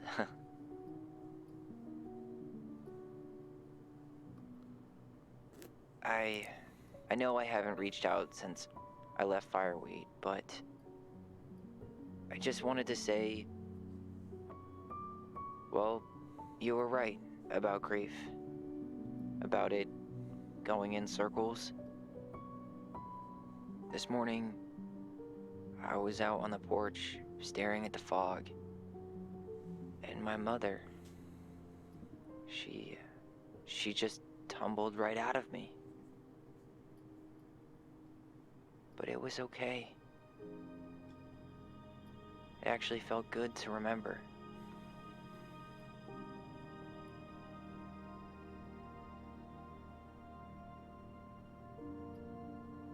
Anyway, give me a call back if you get a chance. I'll see you around. And thank you.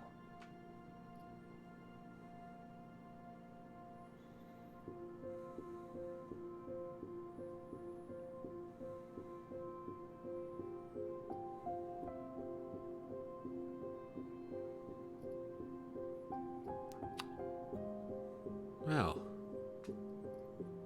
there we go. Tell me why. It was a very interesting story. Very emotional one, too, at that. So. And I'm pretty sure that was the better of the two endings, I would have to imagine. So. Well, thank you all for joining me and sticking around, those of you that are still here.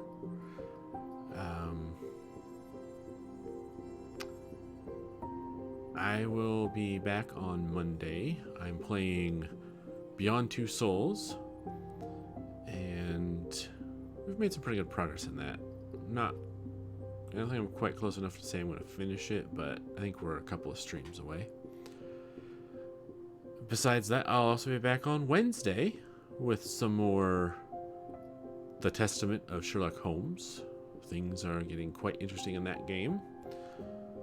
And Seaburn, thank you for the stream. Glad you got towards the end. Yeah, Seaburn, thanks for being here. Appreciate it. And next Friday, unless something changes, I'm planning to start a playthrough of Rage, because I've never actually finished that game, and I got Rage 2 for Christmas, so I figure I may as well finish the first one before I jump into the second one. So we're playing through Rage 1 and then Rage 2 on Fridays going forward.